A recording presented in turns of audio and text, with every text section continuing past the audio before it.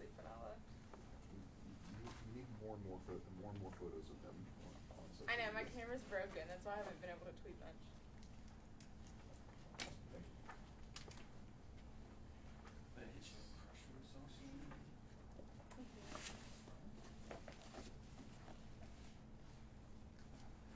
Oh, thanks.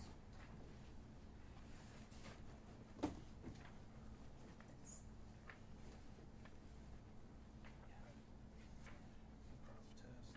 Copy the suit also. You doing okay today? Yep.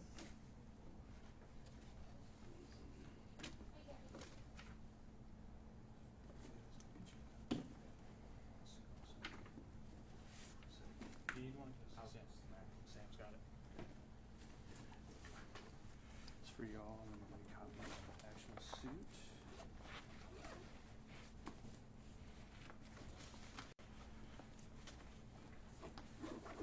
There you go. Do you need one?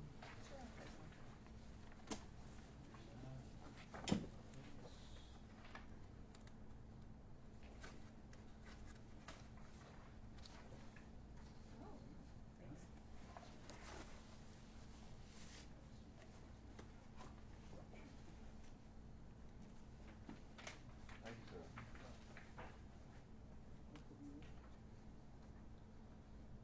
You got yours, that's right. Yep, we got the last one.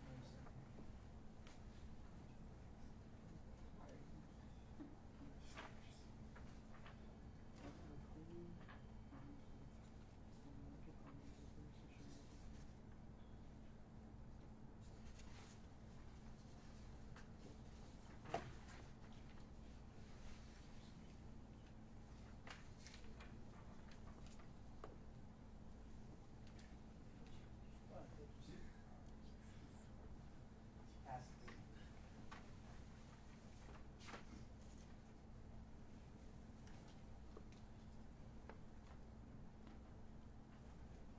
Yeah.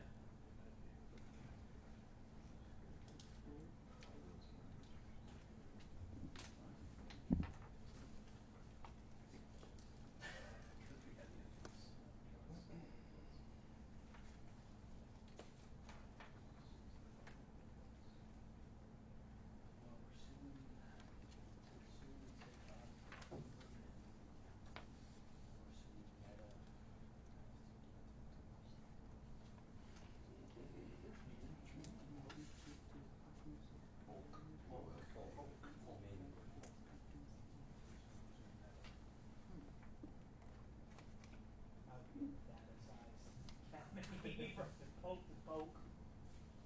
Well, the problem is we got both. We have 75 names. He calls in the battery. Got like what, 9? Well, one's a special, Virginia City, the county city. Special.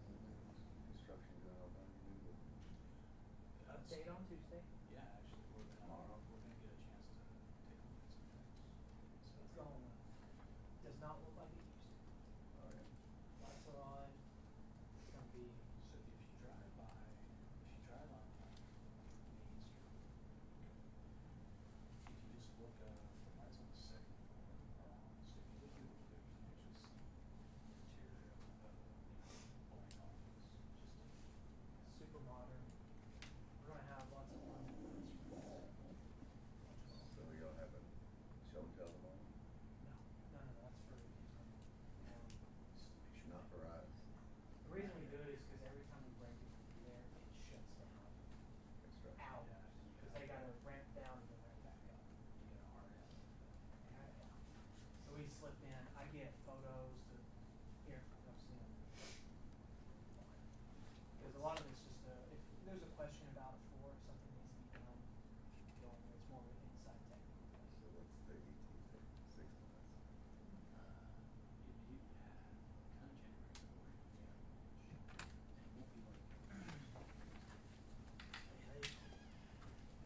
I get Andrew DeMillo to come. Yeah. Oh my gosh. It's a special day. You're back from all the beaches? My gosh, I wish I could live the life of some of these folks in here. Well, thank y'all for being here. As you know, we've been involved in a lot of litigation that is against social media companies.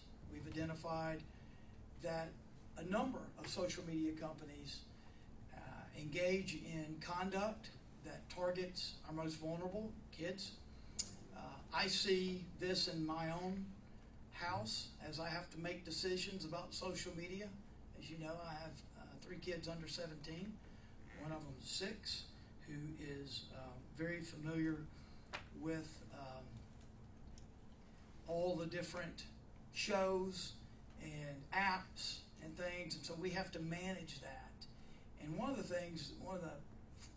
names I hear a lot is Kids YouTube, and it came to my attention some time ago that it's not just a place to watch movies or whatever. There are a lot of short, attention-grabbing videos on there, and I've seen and had to manage that impact in my own home, as so many parents do. And as we dug into this, we determined that we needed to file suit against Google, YouTube, and their parent companies. And so I'm announcing today that we've done that.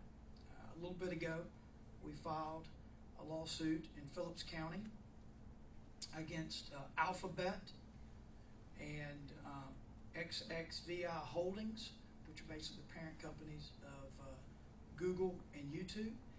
And we are suing them for violating our state's Deceptive Trade Practices Act, the ADTPA. YouTube makes a lot of money off Arkansans, particularly young Arkansans, minor Arkansans, and it's because, in large part, they have intentionally designed their product to be addictive. And when we talk about addiction, we're not talking about it in the loose way that you may say, that food is so good, I'm addicted to it, I got to keep going back. That's not what we're talking about. We're not talking about it's just so good you want to have another burger. It is something more sinister than that. It is actually a targeting of minors in the way their brains work, in the way data and information is offered up in the app, so as to get a young person addicted in a clinical way, not in a colloquial way. And this is by design. And they are not the only ones, but I believe that Google and YouTube and Kids YouTube have contributed to many of the problems that we're seeing in our society with our young people as it relates to mental health. There's a report in 2022 by Common Sense Media that estimates that 3/4 of teens report using YouTube every single day. And this is the sort of videos that are being pushed to young people, sometimes relate to weight and appearance, and in the eyes of young people, they may consider it relevant to their self-worth. Also, there's some insidious content that is simply inappropriate for young people. And so this is the beginning with regard to these companies. And as I mentioned earlier, we already have litigation against other companies on similar issues. We have a number of asks in this suit, certainly monetary damages, but also we've asked for particular behavior, particular action by these companies as it relates to future activities, so that they would not be in violation, for example, of the ADTPA, which is the Arkansas Deceptive Trade Practices Act. We've also asked that they fund social media prevention education program. So there'll be a lot more to talk about as this litigation proceeds, but this is a significant piece of litigation, and I will tell you that I have acted alone in many of our cases, not all of our cases, but in many of our cases, because when I first became Attorney General, I was frustrated at the lack of progress and the pace that is sometimes a result of numerous states making decisions by committee. It's very frustrating because they tend, not always, but they tend to move very, very slowly. And you could have situations where an investigation goes on and on and on long after AGs have come and gone. And it's not because there's been so much to investigate, it's because when you govern by committee, it's just not very efficient. And so this is another one of those examples where I felt like we needed to act and act quickly. I have found very few groups and committees that can act as quickly and decisively as I can on my own. And that's a big part of why we've acted in this particular case. Happy to take any questions. Yes. Why Phillips County? We make a lot of decisions in our litigation, where to file and why to file in a particular place. If you followed our TikTok case, or Meta, we've got cases filed all over the state. We have individual reasons for those, and it would not be smart in litigation to tell you all of our great ideas. And so I'm not going to do that. But just know that we do everything with intentionality. We don't pick out of a hat for the next county. We've got reasons that we do it, and I'll just leave it at that. Yes. What's the status of the other cases that you filed dealing with other social media? Yep. And just make sure I understand. Like, are there any other states that filed similar litigation against Google and YouTube right now? There are suits against Google and YouTube. Is there a state that has alleged exactly what we have? I don't think so. I think we're the first in that regard. With regard to, so we have several suits, two suits against TikTok and one against Meta. And those, we have been very successful in the early stages in all three of those. So it is not unusual, and we expect it when you file these sorts of suits against massive companies, international companies. They bring a team of lawyers who are making thousands of dollars an hour, many of them, and they do everything they can, first and foremost, to get rid of the lawsuit. We've been in that phase, and we have been incredibly successful. I think we have a perfect record with regard to those. So what they traditionally do is they're going to file motions to dismiss. They're going to say, you don't have jurisdiction. We haven't done any business here. We know in this case they have. In the other cases, TikTok, for example, we know they have. And so we've won those motions. We've won. And then they'll often, or before that even, they'll say, we're going to remove it to federal court. We've won on those as well. So, look, we've got rock star lawyers here, and I'm proud of their work, and we have a perfect record so far in the early stages of litigation with regard to TikTok and Meta. And as you know, Meta is Instagram, Facebook, and look, they're going to pull out everything they can, and I believe we will continue to win. And at some point, once they feel like those options have been exhausted and we beat them or continue to beat them, then that's when they look around and say, you know, we better start talking about a settlement. And so we're looking forward to that. They've got our number, and we expect some phone calls soon because we've beaten them. I think the same thing will happen in this case.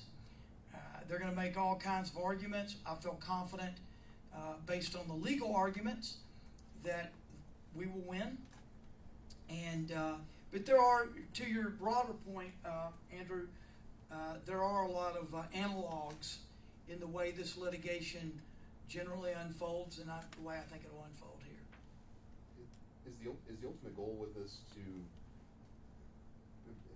get them to have some kind of like further restrictions on how youth can access Google or can access YouTube, because YouTube already has some restrictions. Yeah, the goal is to change behavior. Let me say a couple of things. So if you look at the pleading, there are several goals. There's monetary for past damages. There's money for this fund that I mentioned.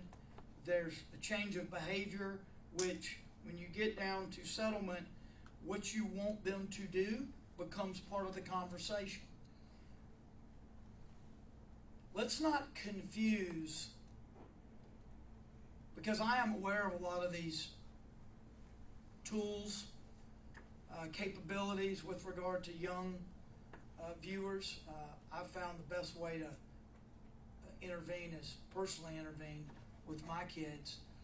But let's not confuse that with algorithms intentionally designed to push particular content to a particular audience without disclosure. There's no disclosure when you go to YouTube or YouTube Kids. It says, hey, we just want you to know we've designed these algorithms to suck you in and to get you as many dopamine hits as we can so that you never quit looking at this iPad. That's not there. That's a different thing from what you're talking about. They're not completely unrelated, but they're not exactly the same either. And the other thing I would say is a lot of the pressure put on some of these companies that's resulted in some of these announcements is directly related to the pressure put on them by litigation, by lawsuits like this. They didn't do it because they, from the start, just wanted all these tools to protect people. They did it because they're in court. And a lot of the problems are becoming more and more real in the medical data. They're having former workers say things publicly about what went on. I mean, there's a lot of pressure. And this is another way to bring pressure so that we get a change in behavior. Again, this is the first tranche. And I would say to folks that are here from the press, if you're interested in doing some reporting on the existing litigation so that we can get you up to speed. It's a lot. I get it. There's a lot of back and forth. You know, these lawsuits are filed. There's this initial hit, and then we all move on to other stories. But that litigation continues, and it's often complicated. And so I would just volunteer that we would be happy to sit down with the press and walk you through what we've already got going on, the successes I mentioned with regard to the TikTok case, whether it be the Cleburne County, whether it be in Union County, or whether it be the Meta case, which is at Logan? Polk in Polk County. So we've got litigation spread around, and I'm happy to sit down and talk to you and walk you through that, because I think the glide path, or the path of the litigation with regard to TikTok, Meta, and some of these others, and we're not done, is going to give you insight. Once you understand the flow of that, the back and forth, I think you'll better understand what this is going to look like as well.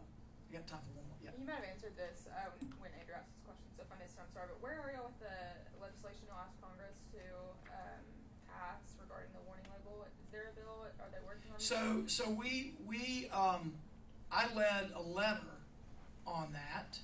How many signatures? Looks like 41. Yeah, we had a lot.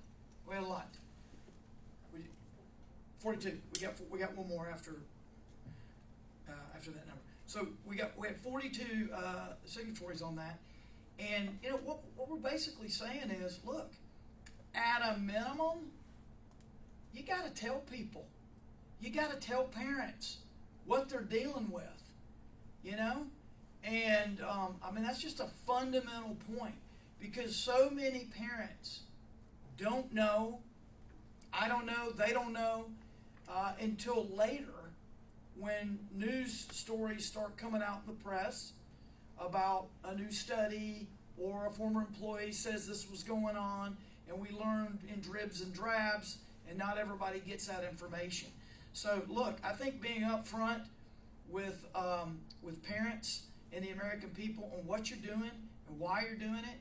I'm not saying that won't solve everything that's in this litigation, but that is an important part, because parents can't manage and regulate what they don't know anything about.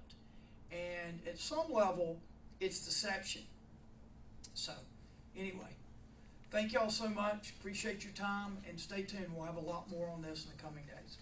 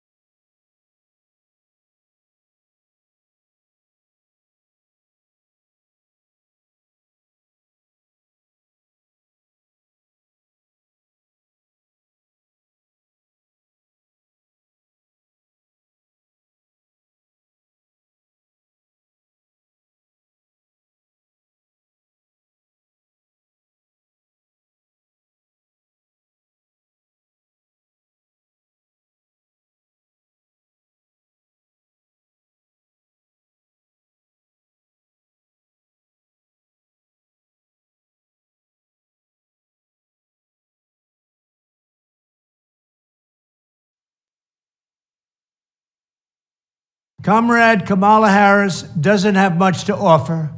She has no policies, no solutions. But the one thing her campaign has is money. They get it from a lot of people that you don't want to hear about.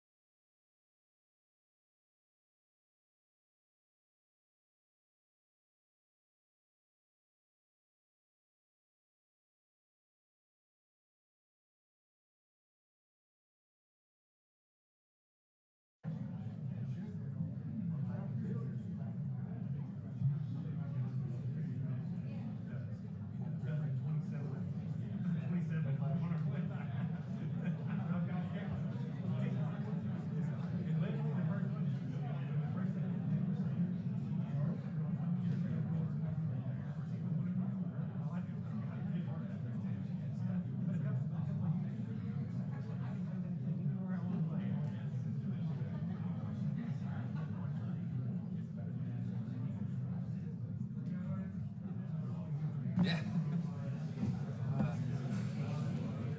And I can control requests for any members that want to be recognized. Yeah, I can do that if you like. Okay. I appreciate you. Absolutely. I think it's you may need to let them know. Terry? Sure.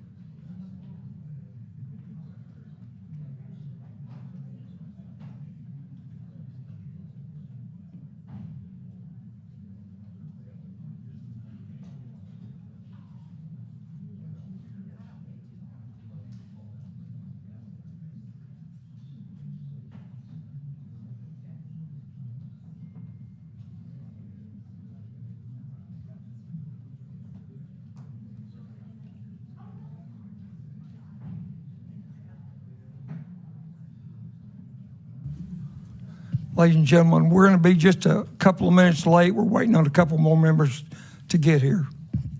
I appreciate it.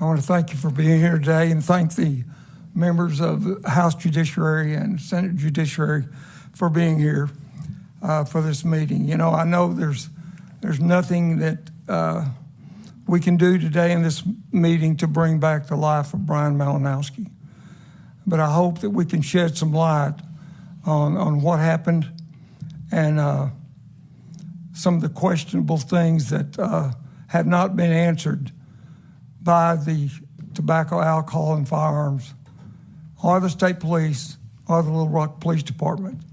So that's what this meeting is all about. The first witness I want to bring up to testify is former FBI agent Mark Bowling.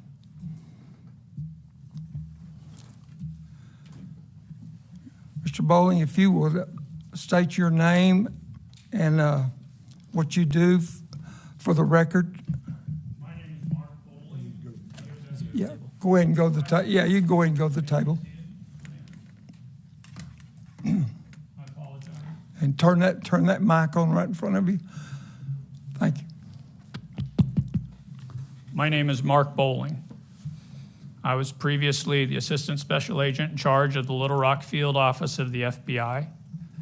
I am currently the Chief Risk, Security, and Information Security Officer for a multi-million-dollar cybersecurity corporation out of Seattle, Extra Hop Networks, multi-billion-dollar, sorry. All right. Mr. Bowling, if you would stand and raise your right hand, I'm going to swear you in. Just repeat after me.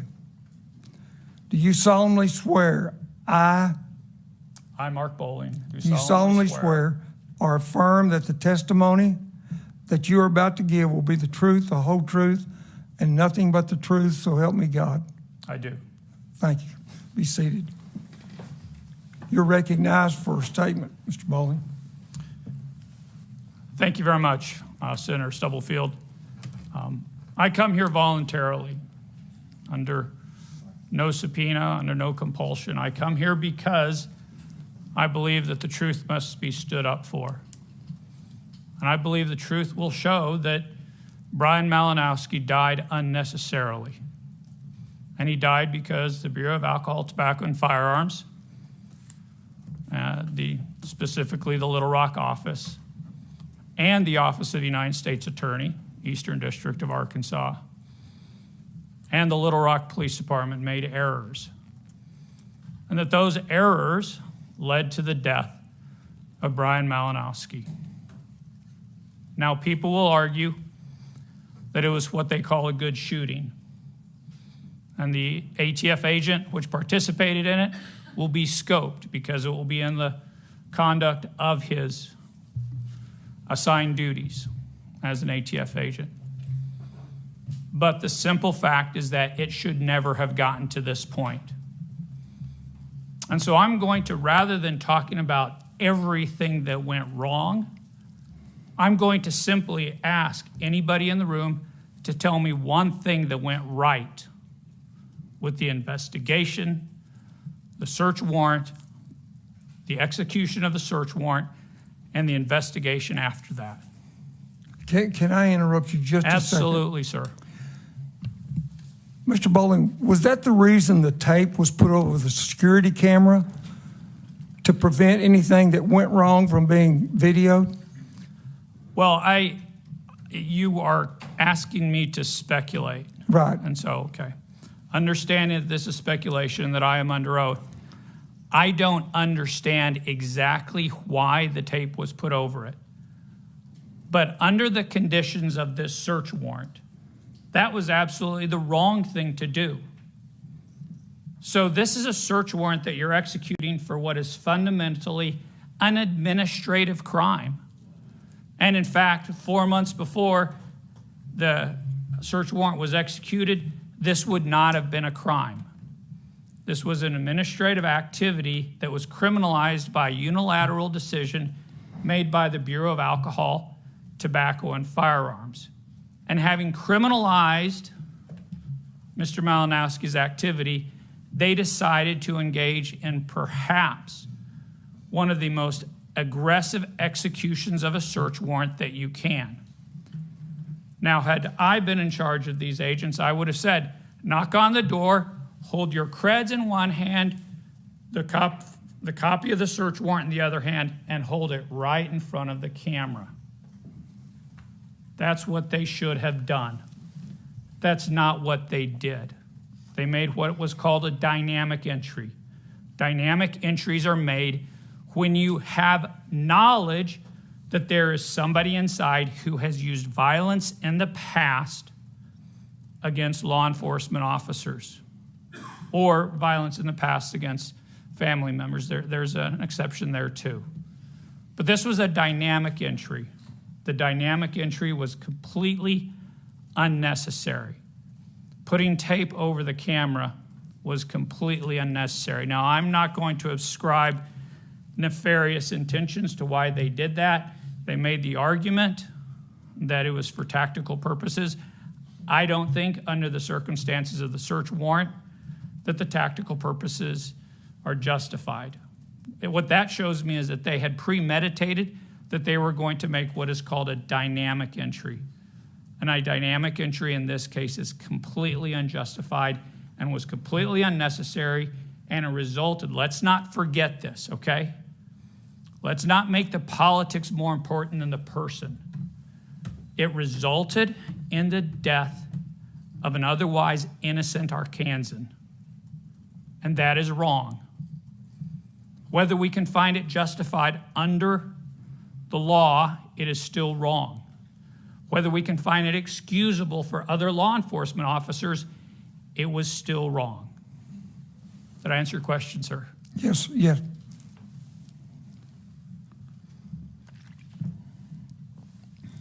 You have any more to add to? No, I don't. No, sir. All right. I have a couple of questions. Was there a crime committed by Mr. Malinowski? Well, there are attorneys in the room. There are attorneys for the United States Attorney's Office, perhaps. There are defense attorneys. There are civil rights attorneys. I'm going to err on the side of civil rights because we are a nation of laws. We are a nation that guarantees our citizens certain rights. So what I'm going to simply say is that 4 months prior to the execution of the search warrant that resulted in the death of Brian Malinowski, this was not considered a crime. This was created as an administrative crime by an administrative decision that I believe is extra constitutional on behalf of the Bureau of Alcohol, Tobacco, and Firearms. So, has the Bureau of Alcohol, Tobacco, and Firearms in the past asked Congress for the authority to call this a crime? Congress on multiple occasions has said no. So we have clear understanding that the people who make the law, the legislature, you can read Article 2 if you want, but the legislature did not give the ATF the authority to call this a crime. And even the gun control adherents, the advocates for a much more aggressive level of gun control, are in agreement that this isn't even criminal activity under the clear text of the law. So the ATF made this a crime.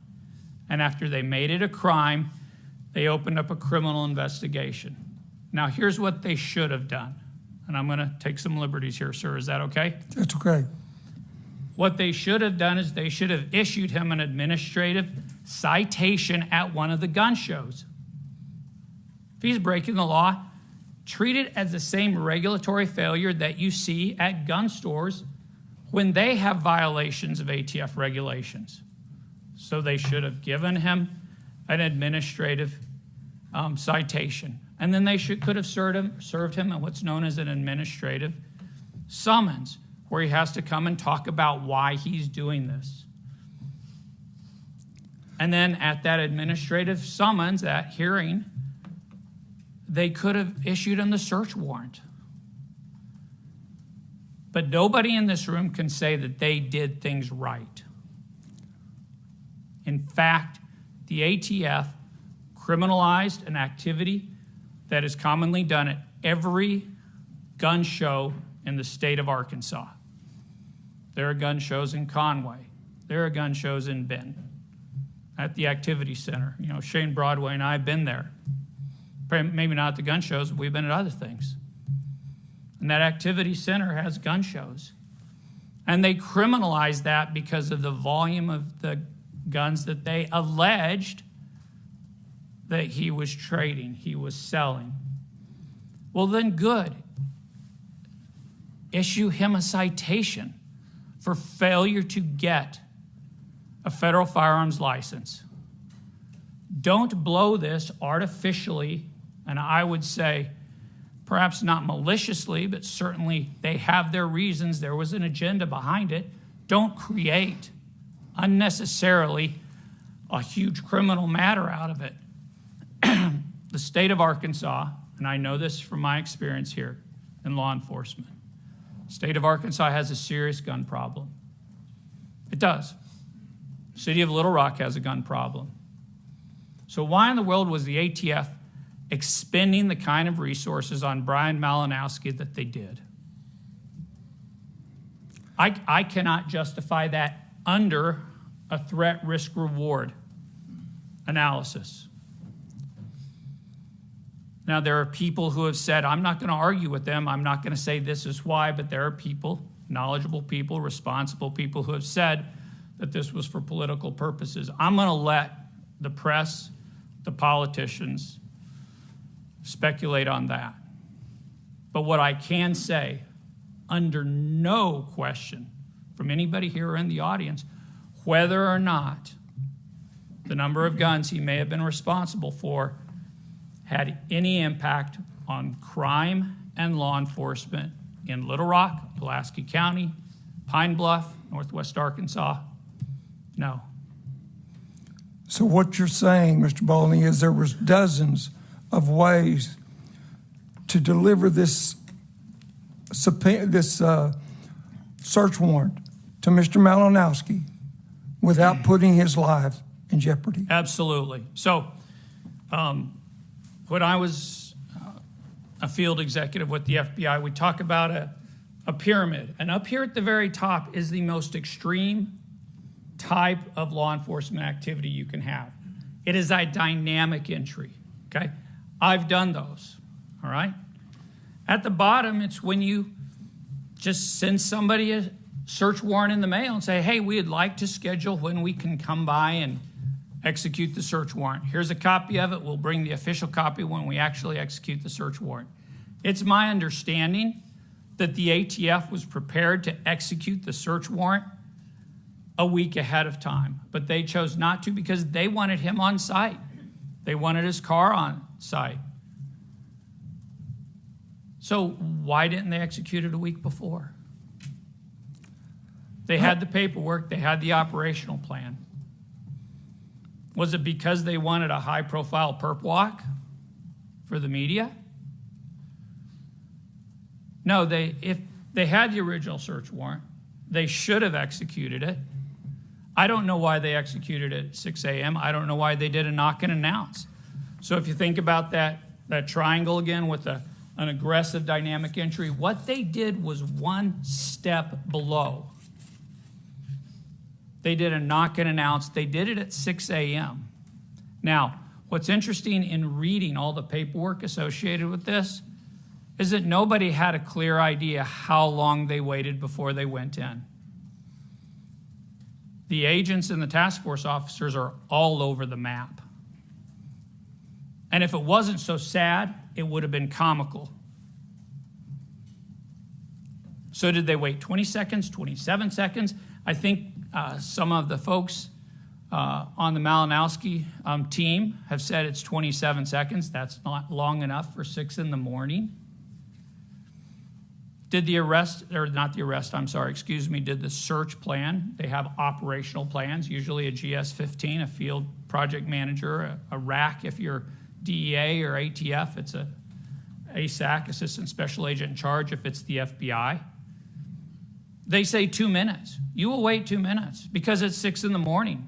People should be able to get up and put their clothes on, which is apparently a luxury, that the ATF and the Little Rock PD did not afford Brian Malinowski's widow.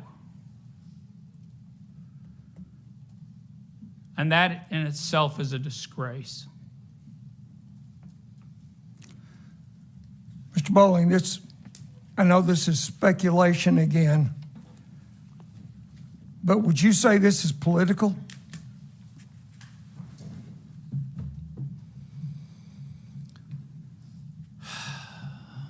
So I am generally an apolitical creature.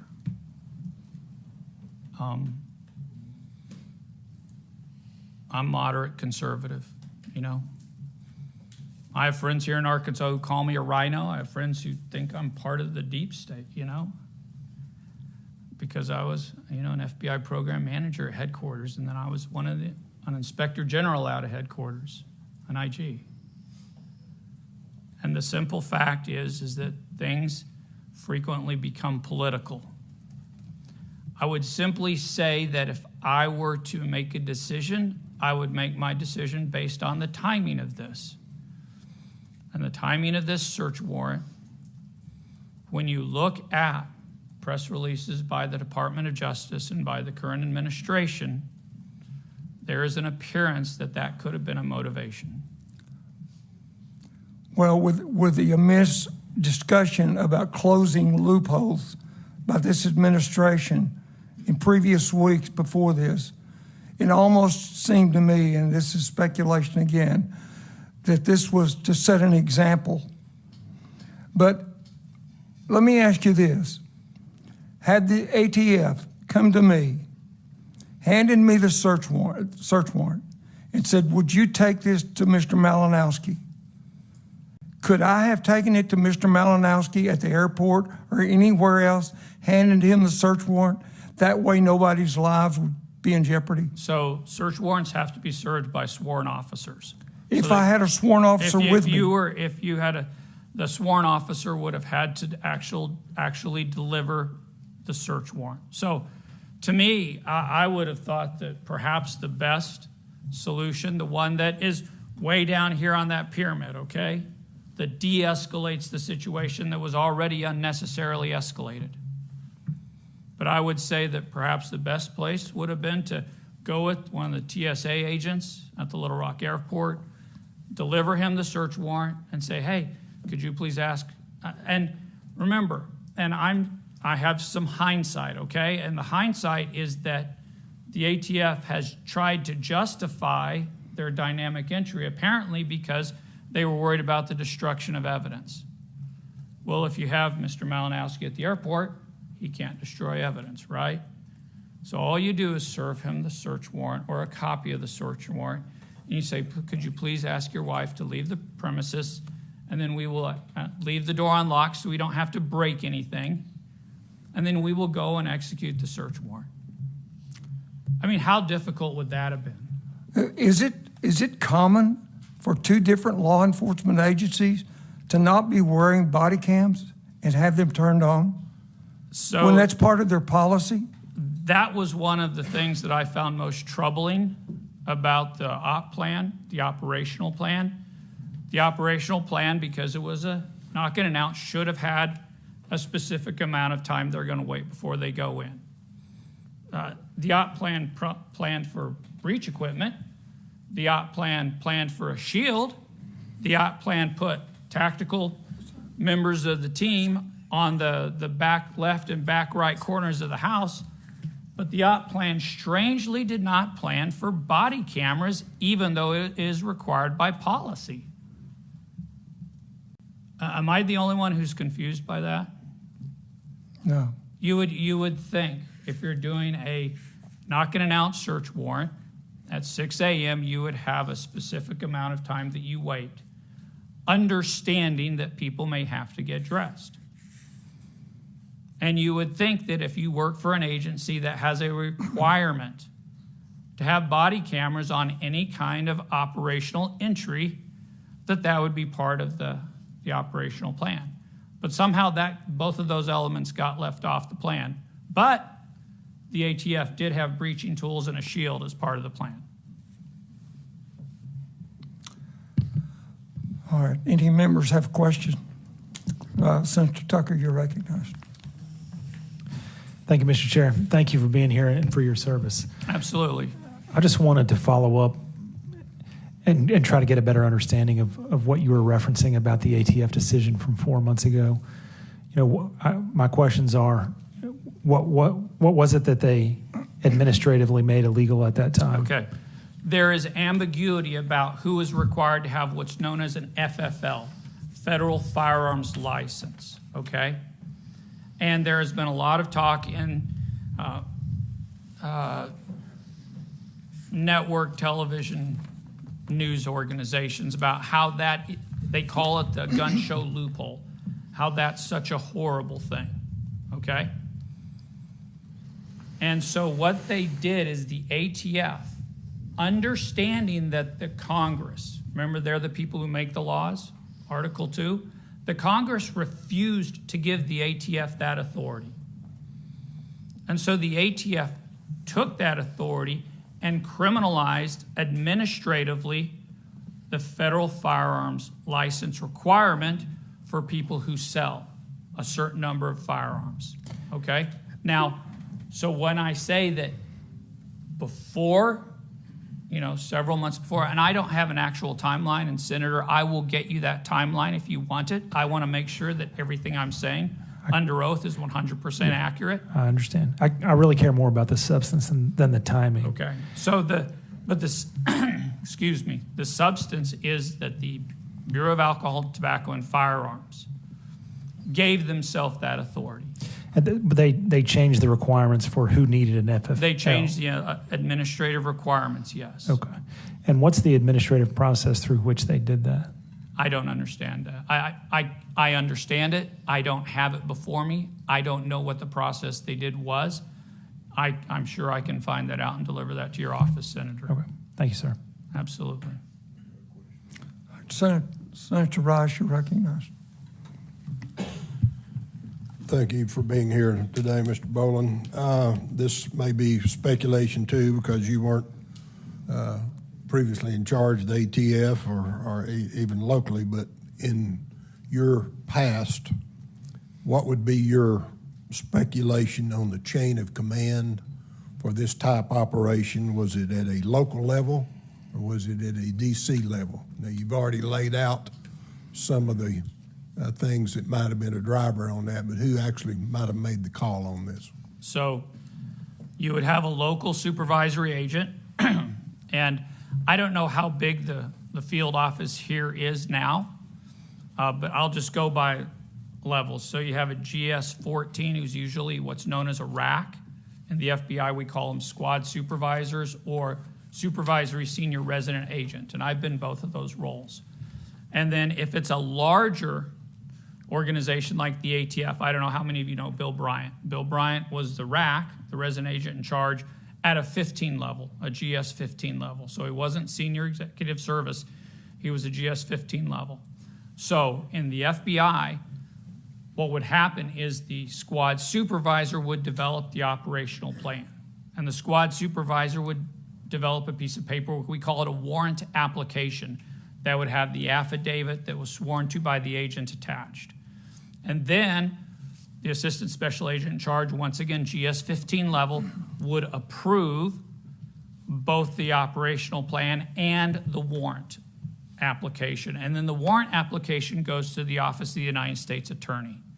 Now, generally, it's not like the Office of the United States Attorney is surprised by getting this warrant application. The United States Attorney is generally part of this investigation. So let me tell you a little bit about one of the things I was part of in the past, and that's in 2005, I had an operation called Operation Broken Loan. You can actually still find it on the FBI website. In that operation, we did multiple search warrants that I had to help with the creation of the affidavit as a supervisor, and we engaged in multiple searches, 18 searches, simultaneous, I think October 10th of 2005. That was part of a national strategy by the United States Department of Justice. And they called it the mortgage fraud takedown, or there was a lot of mortgage fraud at the time. So things like this don't happen in a vacuum. In fact, understanding what was happening politically with the decision by the ATF, and I think there was something else that was happening also. There was a Loper decision. The Loper decision overturned what was known as the Chevron decision, and the Loper decision was going to be issued sometime in June. So I wonder if the current administration was trying to get these rules in place prior to the Loper decision, maybe removing the administrative authority of the ATF to change their own rules. And once again, that's speculation. And I remember from the congressional hearings that there was an attempt to have this like a week or two previous, where this task force or these agents gathered, I think, in a parking lot, and then they found out Mr. Malinkowski wasn't home. That is correct. He had gone on official business, I think, to D.C., and had left early that day. So rather than go ahead and do it then, which they could have gone into the house then, they called it off and came back later. Is that your understanding? That is my understanding, yes, sir. That's all I have right now, Mr. Chair. Thank you. Thank you, Mr. Trump. Mr. Bowling, in your opinion, was the Fourth Amendment and the 14th Amendment violated here?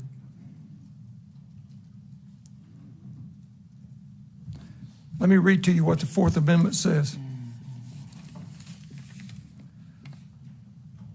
The right of people to secure in their right against unreasonable searches and seizure shall not be violated. It protects Americans against arbitrary arrest. It is the basis for law concerning search warrants. That is the Fourth Amendment. I believe that Mr. Malinowski's rights to life and liberty were violated. I don't think anybody can walk away from this without that conclusion. Should he have maybe been more judicious in his sales of firearms? Perhaps. But what the ATF and the task force officers assigned to ATF did, and this was not done in a vacuum. Let's not just throw the law enforcement officers under the bus. Okay, I've got a ring. It's a black ring with a blue stripe on it. I am ridiculously pro-law enforcement, okay? My heart goes out to the ATF agents who were put in this position by bad policies and bad leadership. My heart goes out to the Little Rock police officers who were put in this position because they were part of a task force. Okay? And I have been known to tell, and I have probably overseen as a supervisor or as an assistant special agent in charge over 100 operations. And every single time I would tell everybody going out on the operation, your job is to come back. Okay? If they had a wife and children, I would say, your job is to come back, especially for your wife and children. So I don't want anybody here to feel that I'm trying to throw the individual agents under the bus. But it is absolutely wrong that the ATF and the United States Department of Justice put those agents and those task force officers in that position. That was a search warrant that did not need to be a knock and announce. I'm not even sure that if Brian Malinowski had been arrested, I'm not even sure that the indictment would have gotten out of grand jury. At worst, once again, this is administrative citation. He's selling guns. He should have been cited administratively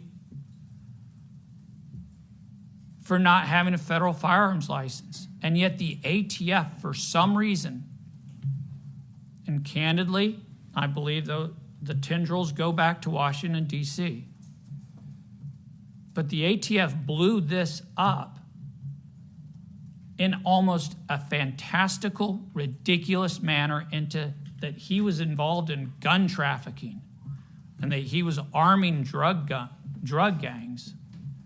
And that's just ludicrous. So yes, Brian Malinowski's Fourth Amendment rights were violated.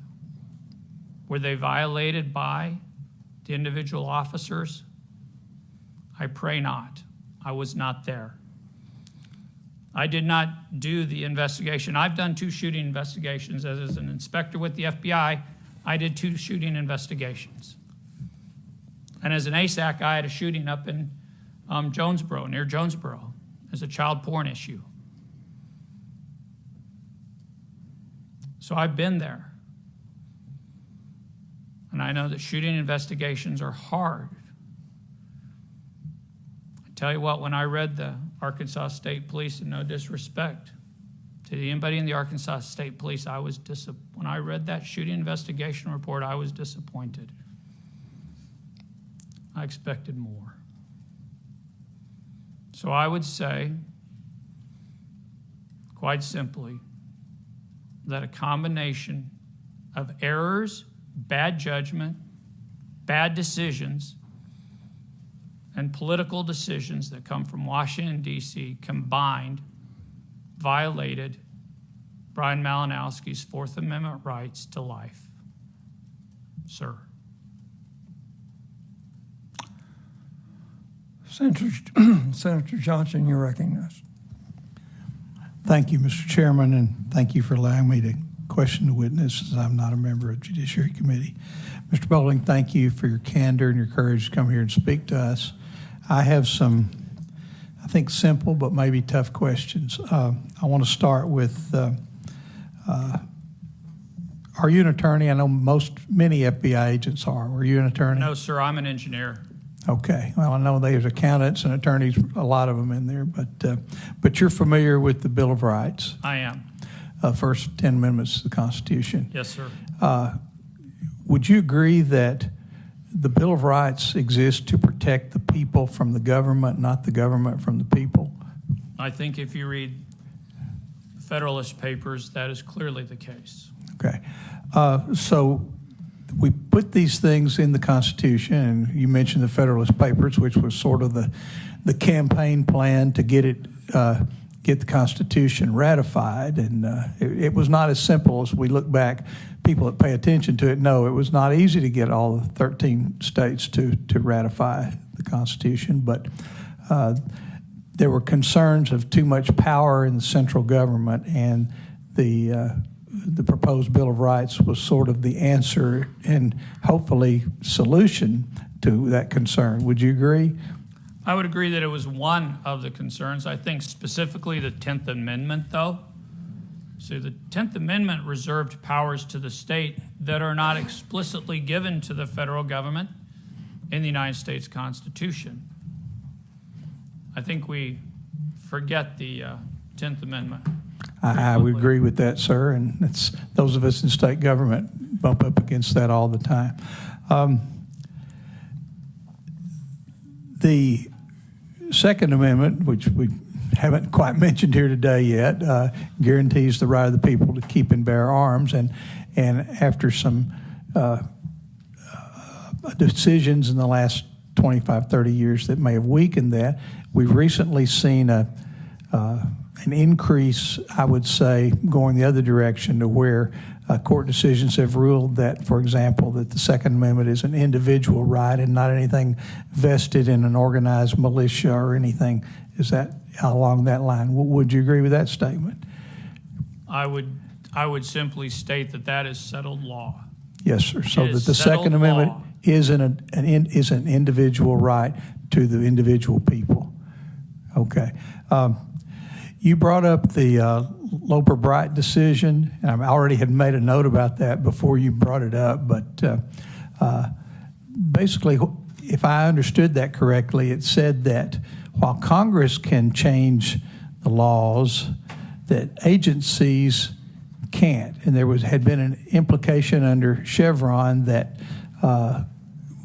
opened I would call it the Chevron loophole that basically would, in many cases, let agencies, if it was a gray area, agencies could do whatever they pleased. But you mentioned that you observed that there was perhaps a feeling in Washington that what ultimately became the Loper-Bright decision to overturn Chevron was pending, and that this could have been a contributory factor to this incident that happened in Little Rock and resulted in the death of Mr. Malinowski. Did I hear you say that correctly? Did I interpret that correctly? As a person who's worked in Washington, D.C. 4 times, and I was on the staff of Director Mueller. I worked out in the director's office 2002 through 2004. You get a feel for these things. You get an understanding for these things. And if you understood or heard any of the arguments before the Supreme Court, before the Loper-Bright decision, you could see the direction that 5 or 6 of the justices were going, okay? So for anybody to say, oh, we didn't know that Loper was going to be announced in June, or that it would be something negative for the federal agencies, that's just silly. People knew this was coming. Now, do I think that the ATF did something premeditated knowing that Loper was coming? I don't know. You know, I would like to see Jim Jordan maybe subpoena some of those emails.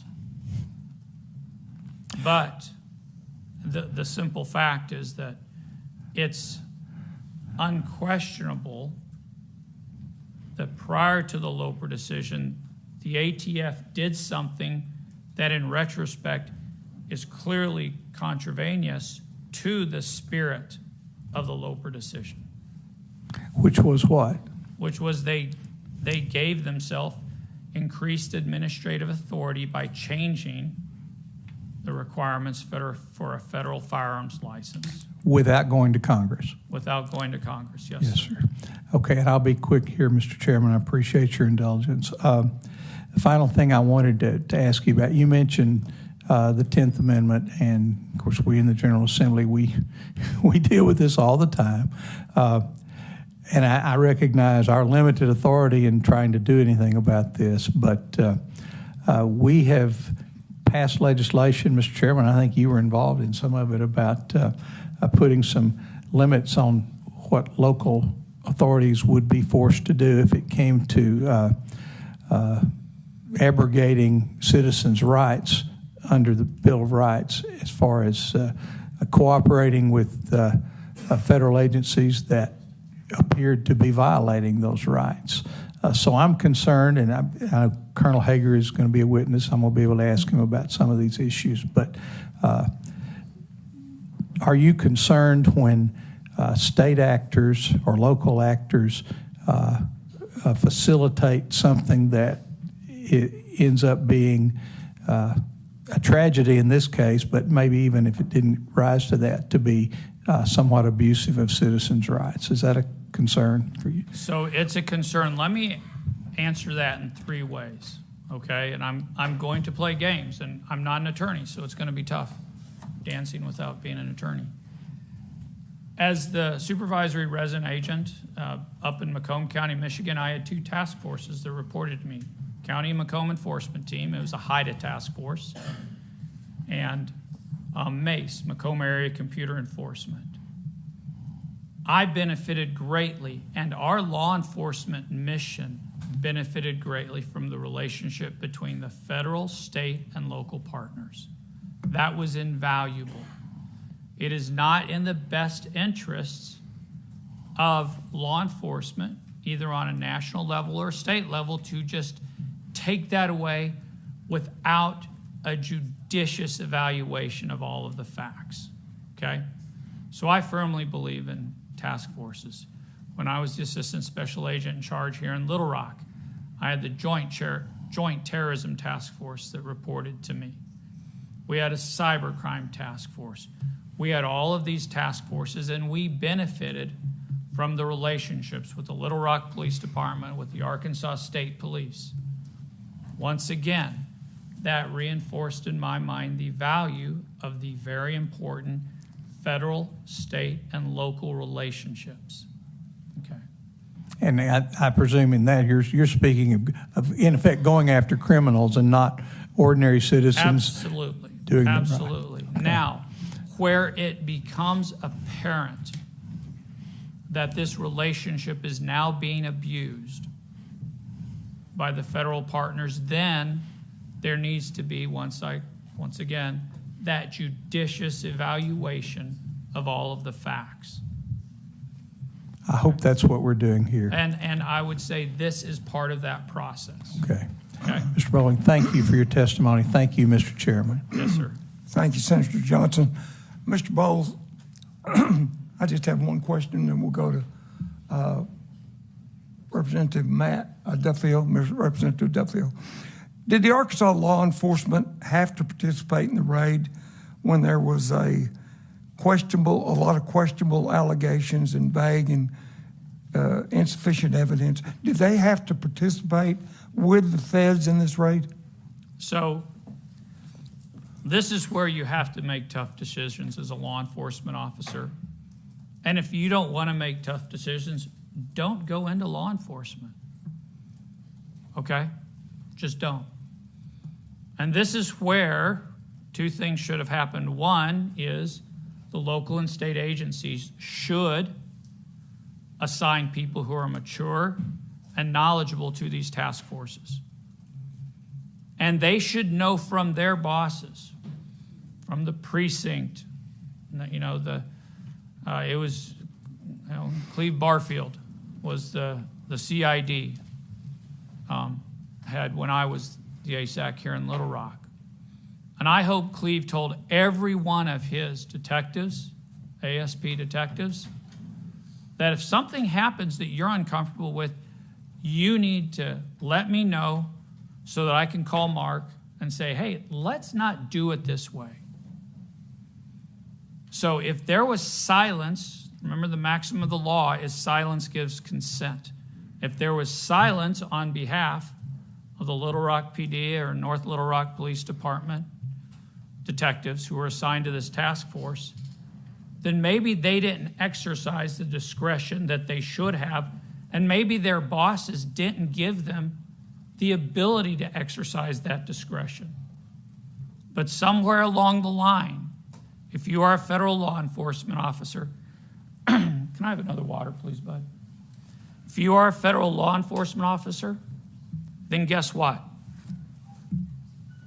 Or not a federal law, but you're a federal task force officer acting as a federal law enforcement officer, then you have to exercise discretion. And you should raise your hand and say, maybe this isn't such a great idea because we carry guns and those guns can do harm to people. Thank you.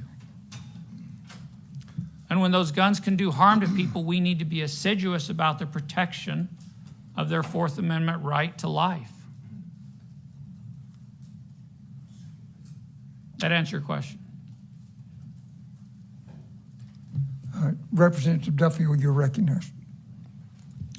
Thank you, Mr. Chair. Thank you, Mr. Bowling, for your courage to come forward here today. I would like to go back to something that Senator Rice mentioned earlier, and just to clarify, everything was in place to go and execute this search warrant a week before this happened. Is that correct? That is correct. And when I was reviewing all of the documents, the operational plan, which I'm very critical of, all the way to the Arkansas State Police shooting report. And when I reviewed all of this, okay, what stunned me the most is like, are you kidding me? That they delayed the execution of the search warrant a week just because they wanted Brian Malinowski at the house. And you want to tell me they were not intentionally escalating this? That just boggles my imagination. What is the justification? Is the justification to preserve evidence? Well, if he's not there, he can't destroy evidence. You have him exactly where you want him. Well, maybe we wanted to do an adversarial interrogation, which I've done. I've done a lot of interrogations, okay? I did interrogations in Baghdad. Thank you very much. All right? Mr. Bowling, just to clarify for everyone in attendance here and everybody listening, can you go through which agencies were involved? I may miss some. I will do my best to recall all of them. I do know that Little Rock Police Department provided on-site traffic control. I believe there were Little Rock Police Department detectives on this task force. I believe that North Little Rock Police Department had detectives on the task force. I hate to say it. I hate to say it. In 2011, 2012, 2013, I ran the torch run with the chief of the North Little Rock Police Department, okay? And then, of course, the ATF were part of it. I don't know if there were any other federal agencies that were part of this. Yes, sir. So when the ATF comes to town to do something like this and they enlist the help of state police and local agencies, is there anything that prevents any of these agencies from saying, no, we're not going to participate with this, we don't feel comfortable? No, there is not. Thank you. That's the point. The point when I was answering one of the previous questions, sir, and I'm not trying to be irresponsible in my response, but the whole point, and we're going to assign them to a task force. Their supervisors sure as heck better make sure they have the ability to say, I do not want to participate in a law enforcement activity that is either ineffective or does not promote good, the best practices of good law enforcement. Did that answer your question, sir? Thank you, Representative Duffield. Senator Clark, you're recognized. Thank you, Mr. Chair. Thank you, Mr. Bowling, for being here. A knock and announce, is that the correct name for the warrant? That's what you would call it. But even calling this a knock and announce, I think, unfortunately, stretches the definition of knock and announce. This appeared to be a knock and announce with a premeditated dynamic entry, which is clearly for a crime that was just recently criminalized by an administrative decision that could have been addressed through an administrative citation.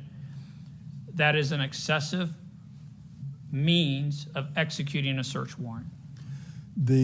Well, I appreciate that explanation. I don't think it clears it up completely for me. I'm sorry, sir. No, it's not. I think it's just a longer answer because I'm not at all familiar with a knock and announce. I had thought it was no knock. And interestingly, I talked to several law enforcement friends and law enforcement people who I trust and asked how they felt about no-knock warrants. Every single one of them referred to, without knowing that we had anything coming up here and me not mentioning it, referred to the Malinowski shooting as a bad case of a no-knock warrant. So it's not a no-knock warrant, it's a knock and announce. And so that's what I'm trying to figure out is, in your experience, what is normally the reason for serving a search warrant an hour before daylight with what I count 13 agents that I know of with a plan to breach the door? What kind of circumstances normally brings up that type of warrant? The circumstances that bring up that type of warrant generally involve things like drugs, and you have a violent gang. So we had an investigation, and I'm not even to do some of the stuff here in Little Rock. We had a great investigation in Michigan, Devil's Disciples, okay? They're an affiliate of the Hells Angels. Very active in eastern Michigan. We did, at 6 a.m., knock and announce, okay? We did it because we knew these people were very bad individuals, all right?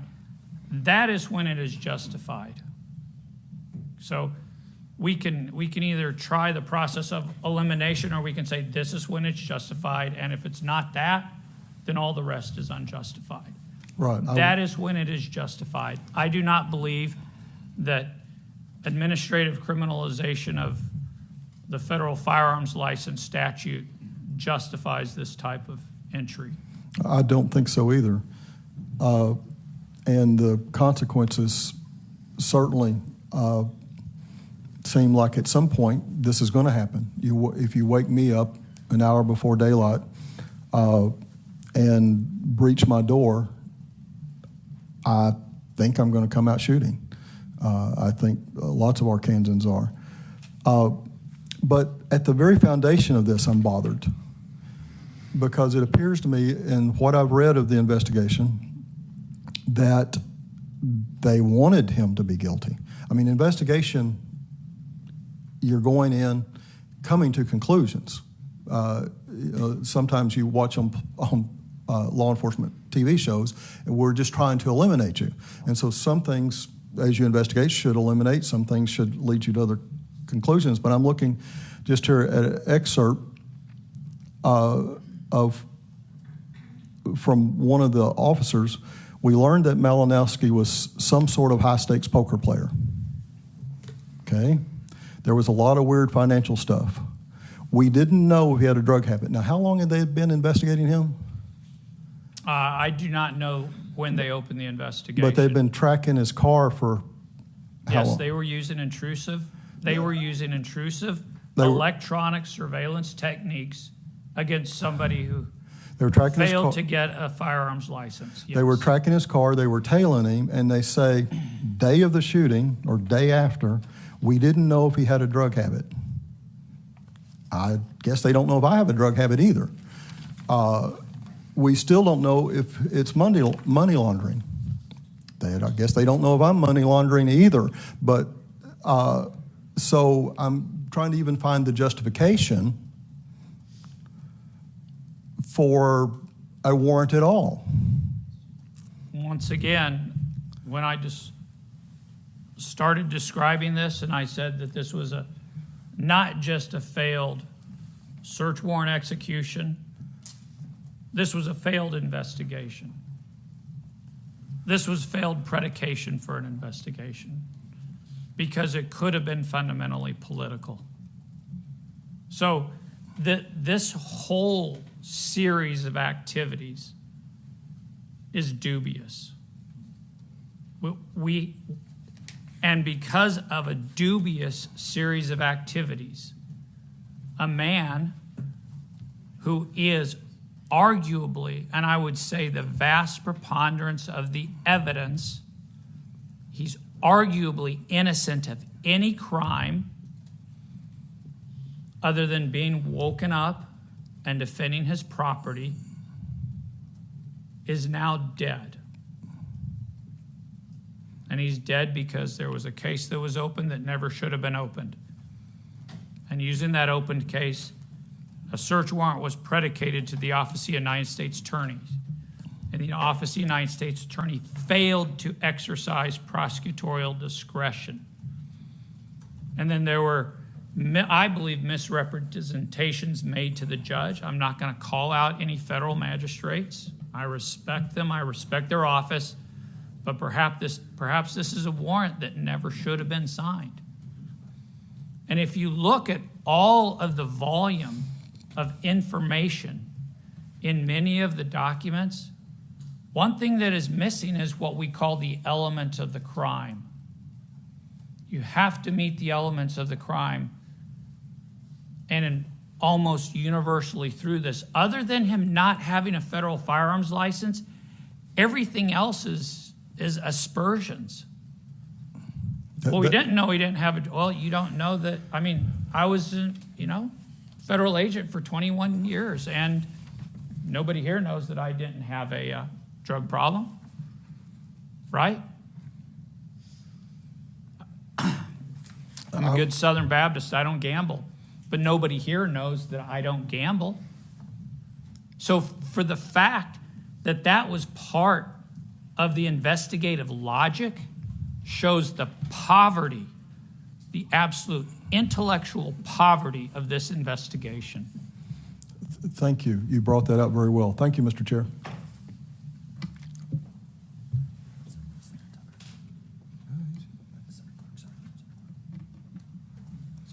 Senator Tucker, you're recognized. Thank you, Mr. Chair. Sorry to get back in the queue. I'm just curious, are you testifying in your capacity as just a former FBI agent who with experience in executing search warrants? I'm testifying because I was asked by a friend to testify, and I respect that man tremendously. Okay. I'm testifying because he said, Mark, you have experience that is relevant to this. Right. He said, Mark, you have understanding that is relevant to this. And I'm testifying because I believe in the truth. Yes, sir. Yeah. I'm testifying because I believe law enforcement should do better. I'm testifying because I have high expectations of federal law enforcement officers. Yes, sir. And I appreciate all that. I'm just trying to understand, because we're an hour into the meeting, and I didn't know if you had a direct role in any part of this or if you're working with any related party. But, just we're asking a lot of questions, which is all fair and good, but we're an hour into the agenda, and we haven't even gotten to the folks who have a direct role in this. And I was just trying to clarify for my own understanding. No, you're good. It's a valid question. I hope I answered it. Yeah, thank you. Thank you, Senator Tucker. Representative Long, this will be the last question for Mr. Bowling. Thank you, Mr. Chairman. Mr. Bowling, you mentioned earlier that the ATF had justified using the knock and announce type of entry because they were afraid of destruction of evidence. I was wondering if you could tell me, how could a suspect destroy firearms evidence in a few minutes' time? It's my understanding that they were concerned, and I don't have first, so this is hearsay for me, but it's my understanding, and I want that to be clear to the committee. It's my understanding that they were concerned that he may have had evidence on his computer that he might otherwise delete. Now, if that's the predication, then why didn't they execute the search warrant a week before? So you have the ATF apparently talking out both sides of their mouth.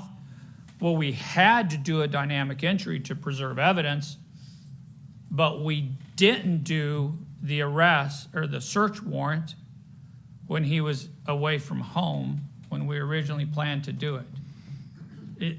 Am I the only person that seems a little bit disingenuous to? So if the predication for using a knock and announce at 6 a.m. is preservation of evidence, then what? I just don't get it. And anyway, I was one of the first CART team members, computer analysis response team members in the FBI back in 1995. You can recover deleted evidence. Let's not be silly. Do you know if any evidence was found on his computer? I do not know. I'm not privy to the investigation. Thank you, sir. Any other? No, Mr. Bowling, we appreciate you coming today and testifying. Thank you. Thank you very much. Colonel Hager, if you and whoever's with you would come to the front. If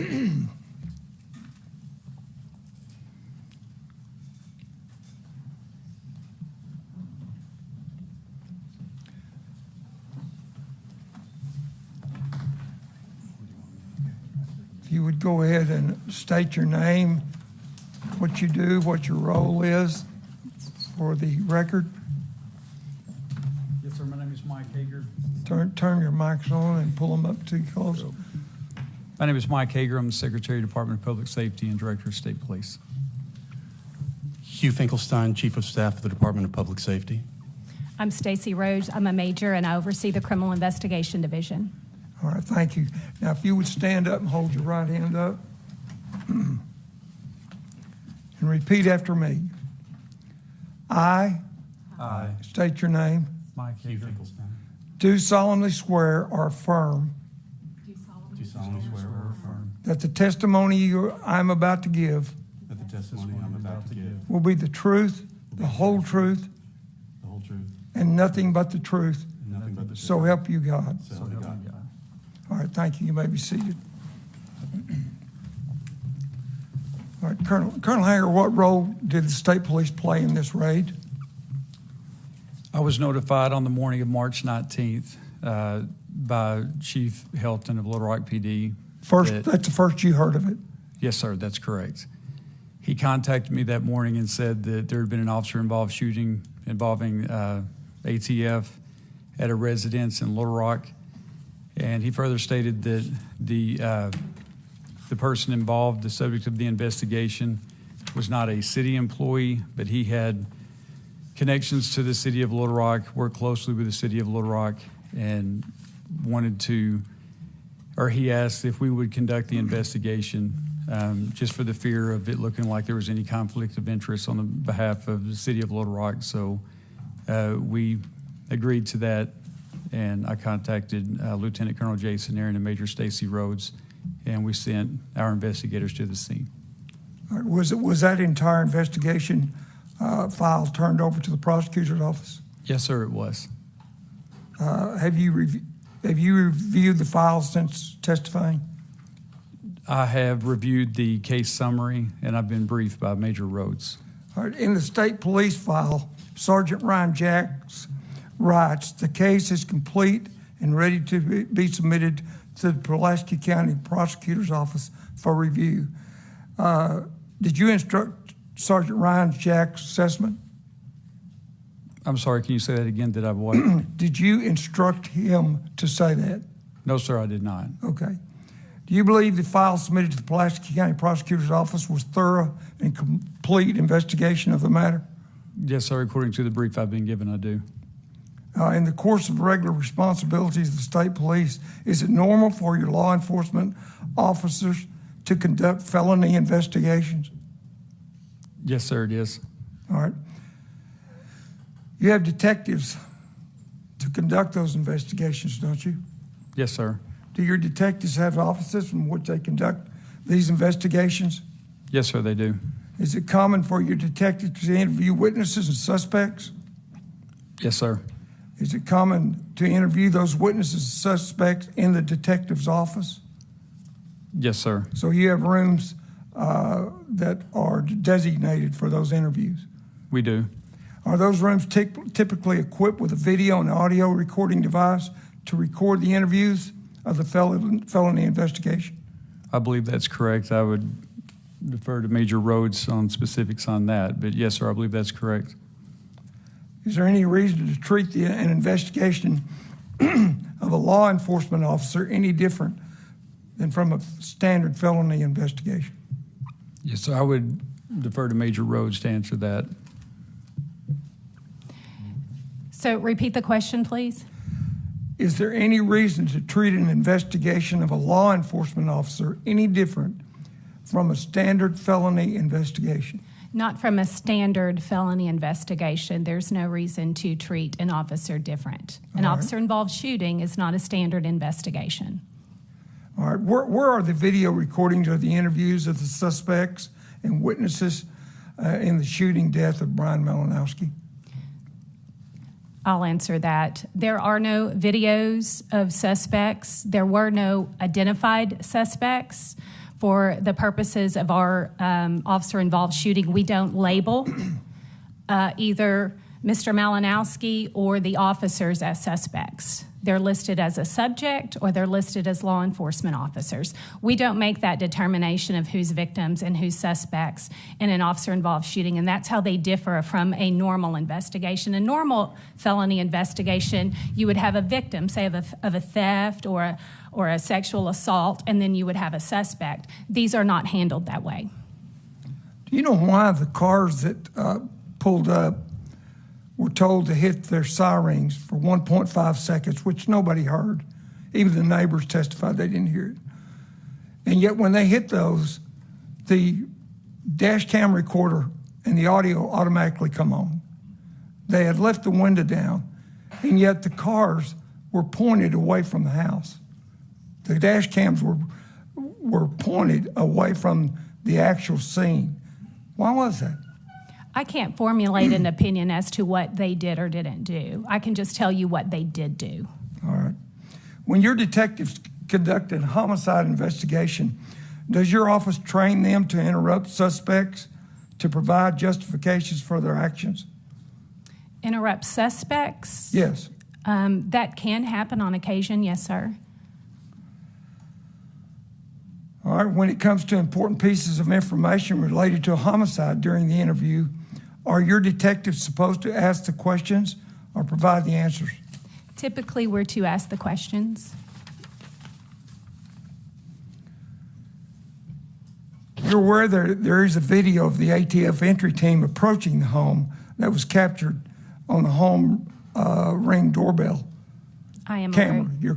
You're familiar with that? Yes, Have you sir. seen that video? Yes, sir, I have. In that video, ATF is seen placing tape over the doorbell camera in order to disable the video feature of it. Are you aware that your detectives interviewed 8 ATF agents, 2 task force officers, and 3 Little Rock police officers? Yes, sir, I'm aware. Are you aware that in all the interviews, your detectives never once asked a question about the entry team placing a tape over that camera? I'm aware that ATF Agent Bass gave the answer for that, so there was no need to ask anyone else, in our opinion. Well, the only time it was brought up was when Agent Bass, in an interview, volunteered that they had talked about it beforehand and wanted to cover it up because he said something could go wrong. What could possibly go wrong? You would have to ask Agent Bass. I don't know that. I just know that he told us it was for tactical and officer safety.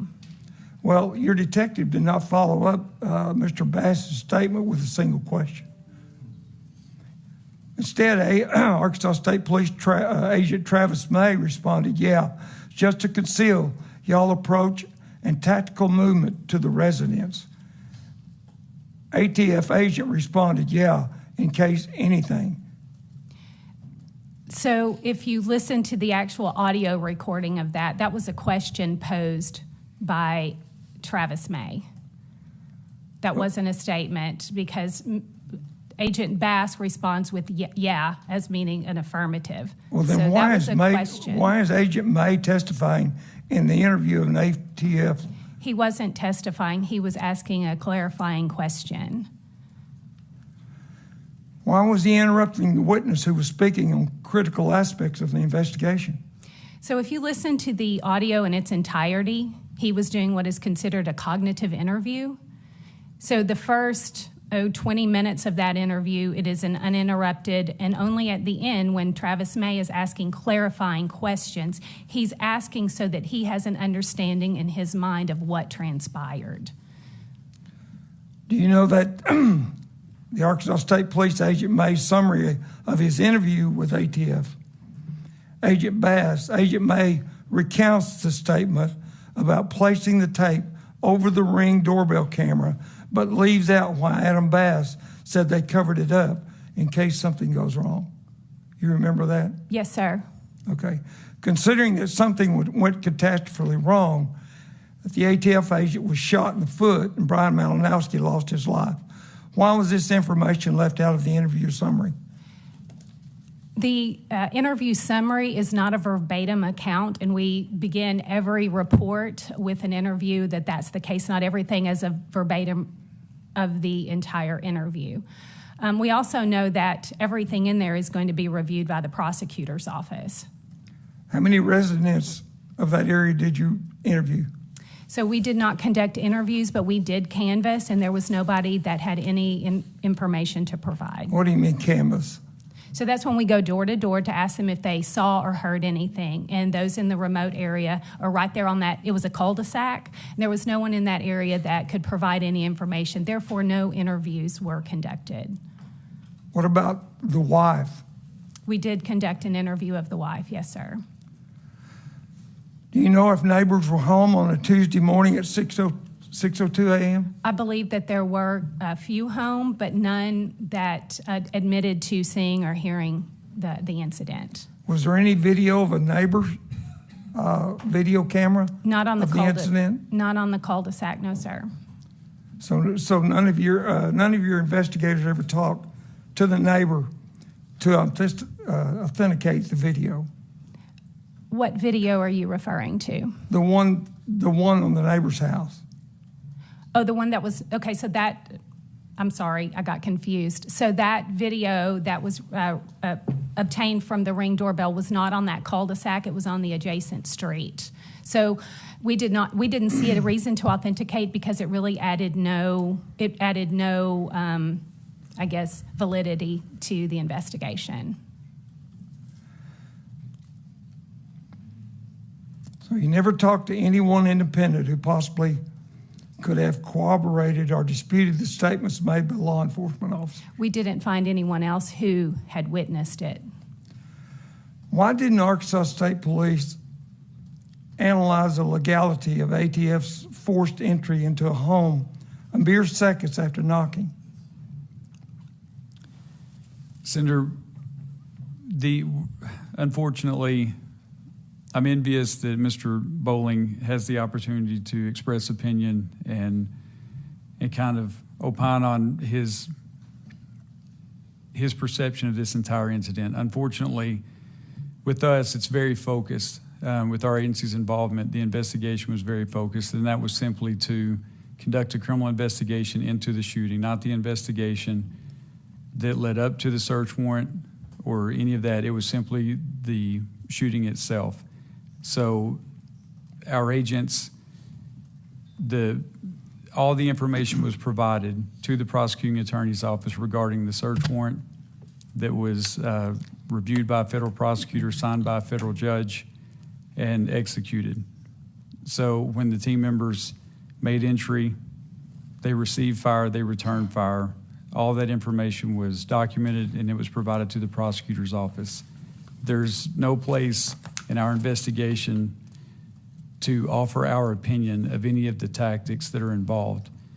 That's simply the state police's role in this incident was to simply document the facts of the actual shooting itself, to process the crime scene, and to turn all of that evidence over to the prosecutor's office, who would make a charging decision. Do you know how much time elapsed during the time of the first knock on the storm door? Yes, sir, we do. Until agents first started forcibly breaking down the other doors? Yes, sir. How much was it? I believe 27 seconds. 27 seconds. Yes, sir. And then the ATF began to knock the doors down. Yes, sir. You know, 27 seconds is not very long when you wake somebody up at 6 o'clock in the morning. No, sir. The word extingent means emergency. So was there emergency circumstances surrounding the execution of this search warrant? Sir, I don't think was this an emergency? Yeah, I don't think the ATF would have to answer that question. We provided that timeline to the prosecutor's office. Would you speculate? Would you say it was an emergency to get this search warrant in the hands of Mr. Malinowski at 6 o'clock in the morning? Yes, sir. When Honestly, they could have done it a week earlier? Right. I'm sorry, but I'm not in a position where I can speculate. As you know, this is under active investigation with the Department of Justice Civil Rights Division. It's also actively being pursued in civil court. And all we can do is answer questions on the criminal investigation that state police did, but I can't speculate or give my opinion. All right. Mrs. Malinowski was detained in a Little Rock police vehicle for several hours, 4 or 5, from what I've been told. Put in the back seat with just her nightgown on. After her husband was fatally shot right in front of her, just inches away from her. Was Arkansas State Police responsible for this detention? No, not initially. We were not. What do you mean by that? So when we arrived, we didn't know that she was in the back of the patrol car. We were under the impression that she had been taken to a substation, or we would have obviously, and that was probably one of the things that that if we did have a misstep, that was it in our handling of her. We did not communicate well. And when we found out that she was in her night clothes, we immediately interviewed her right there on site and then allowed her to go to a neighbor's house and also got her clothes. And Ms. Malinowski asked if she could go to the restroom. True? I don't have that information, but I know they denied that. I can't testify to any of that. I can only tell you once we recognized what was happening at the scene, we took care of getting her interviewed so that she could go and get some clothes. And well, after reading the report, she was taken to a local fire station and paraded in front of firemen with her night clothes on and a blanket around her to use the restroom. We had no involvement in that, but okay. that is unfortunate, and we do owe her an apology for that. Mr. Representative Duffield, is that your light? Representative Duffield, you're recognized. Thank you, Mr. Chair. A few questions primarily for Captain Hager. Colonel, apologies. Does the state police organization, do you guys currently receive money from the ATF? Not that I'm aware of, no, sir. Okay. You've been in law enforcement a long time. How many years? 29. 29 years. In your 29 years, have you seen a search warrant executed in a manner such as this where tape would be placed to cover up a Ring doorbell camera in the execution of a search warrant for someone with no criminal history? This is a new, Ring doorbells did not exist, so this goes back to my age. When I was working in the field and during my time on our tactical team, we did not have Ring doorbells. I can tell you that there were times that there was counter surveillance equipment or surveillance equipment that was employed that we would try to limit that, the ability of a suspect to see our movements moving up. But as far as specifically a Ring doorbell being taped over, no, sir, I'm not. In executing search warrants, would you have executed this search warrant in this manner? You know, again, please understand, I probably have a lot of the same questions and maybe even a lot of the same opinions of this committee. Unfortunately, I'm not testifying as Mike. I'm testifying in our role as a department here for the state police, and I don't think it would be fair for me to offer that opinion or the speculation. Yes, sir. When I myself look at this as a legislator and look at the state police, and we work with you guys on a number of things, and I think since your time, I think you've done a really good job in your role. And so my concern in this is essentially a black eye that has been placed on the state police. And so I guess my question is, in hindsight, what was accomplished positively for the state police being involved with this? Well, we don't choose our investigations. In this situation, we were requested to come and handle the investigation because of the potential conflict with Little Rock Police Department. Our agents investigated this officer-involved shooting just like they have more than 20 this year alone. And the role of their investigation is simply that, to compile the information and present that to the prosecuting attorney for a charging decision. Just this year, we've had officers that were criminally charged as a result of the criminal investigation that was done by our agents. But having said that, you know, again, it is not our role, even though sometimes we would like to, it is not our role to offer an opinion. It's not our role in this situation to judge their tactics. The only thing that our agents could look at was that there was a lawful search warrant signed by a federal prosecutor and a federal judge. They were there lawfully. They were working within the parameters of that warrant, although some of that may be questionable as far as the amount of time that was given before they breached the door. But once again, all of that information, our agents went to great detail to outline the time down to the second of when they arrived, when they announced themselves, when they breached the door. We do believe all that information is significant. And they documented down to the second all of that information and presented that to the prosecutor. But once that information is presented, we are not in a position to offer an opinion or a recommendation. We simply compile the information and present it to the prosecutor. I do believe that there will be a great deal of oversight into not only this investigation, the warrant, how it was served, but that is not the role of the state police as it pertains to this investigation. And honestly, I don't consider it a black eye. I think our investigators did a great job. They did a thorough investigation. They presented it to the prosecutor. Again, we, on a personal level, we likely have some of the same questions about things that this committee does. But unfortunately, that is not our role. I say unfortunately, it's just not our role.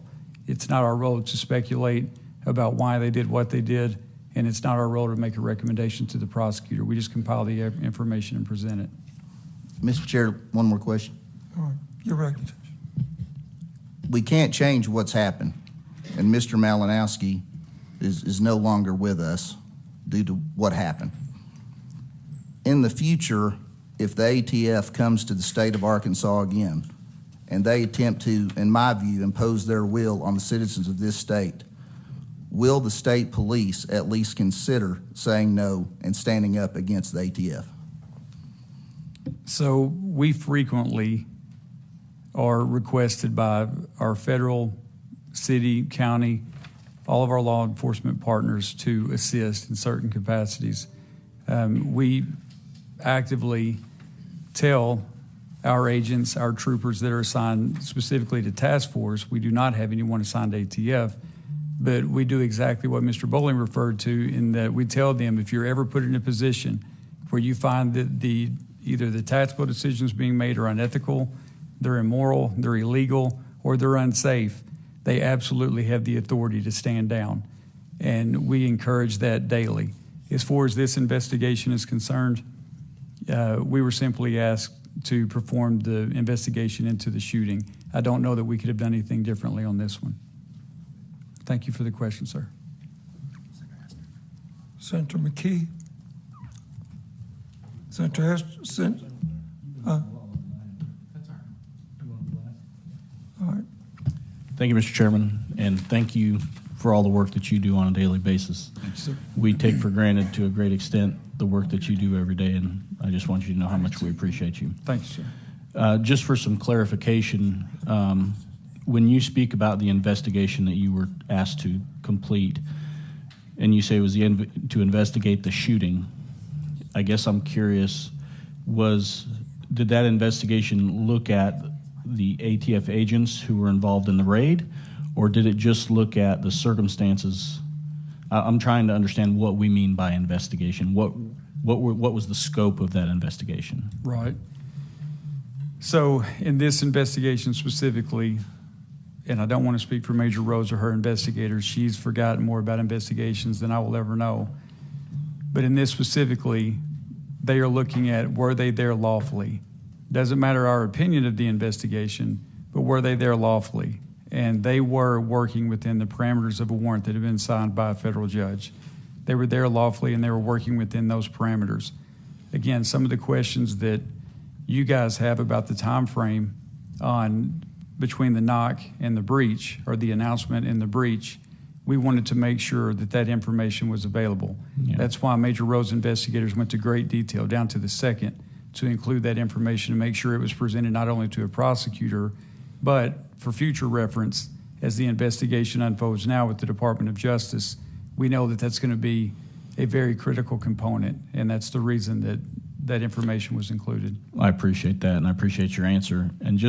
And I want to make sure that we're all on the same page, because I think you understand why the people that we represent are concerned by events like this in Arkansas. Sure. Who is charged with protecting the rights of the people in Arkansas? It's not only the police, it's the legislative branch, it's the judicial branch, but we're all responsible. And after the fact, these events don't happen a lot, we hope. Sure.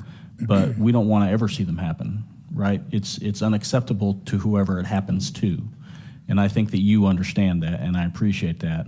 But moving forward, I always hope that our officers are being educated on those constitutional principles and the rights that not only us, but they as officers have.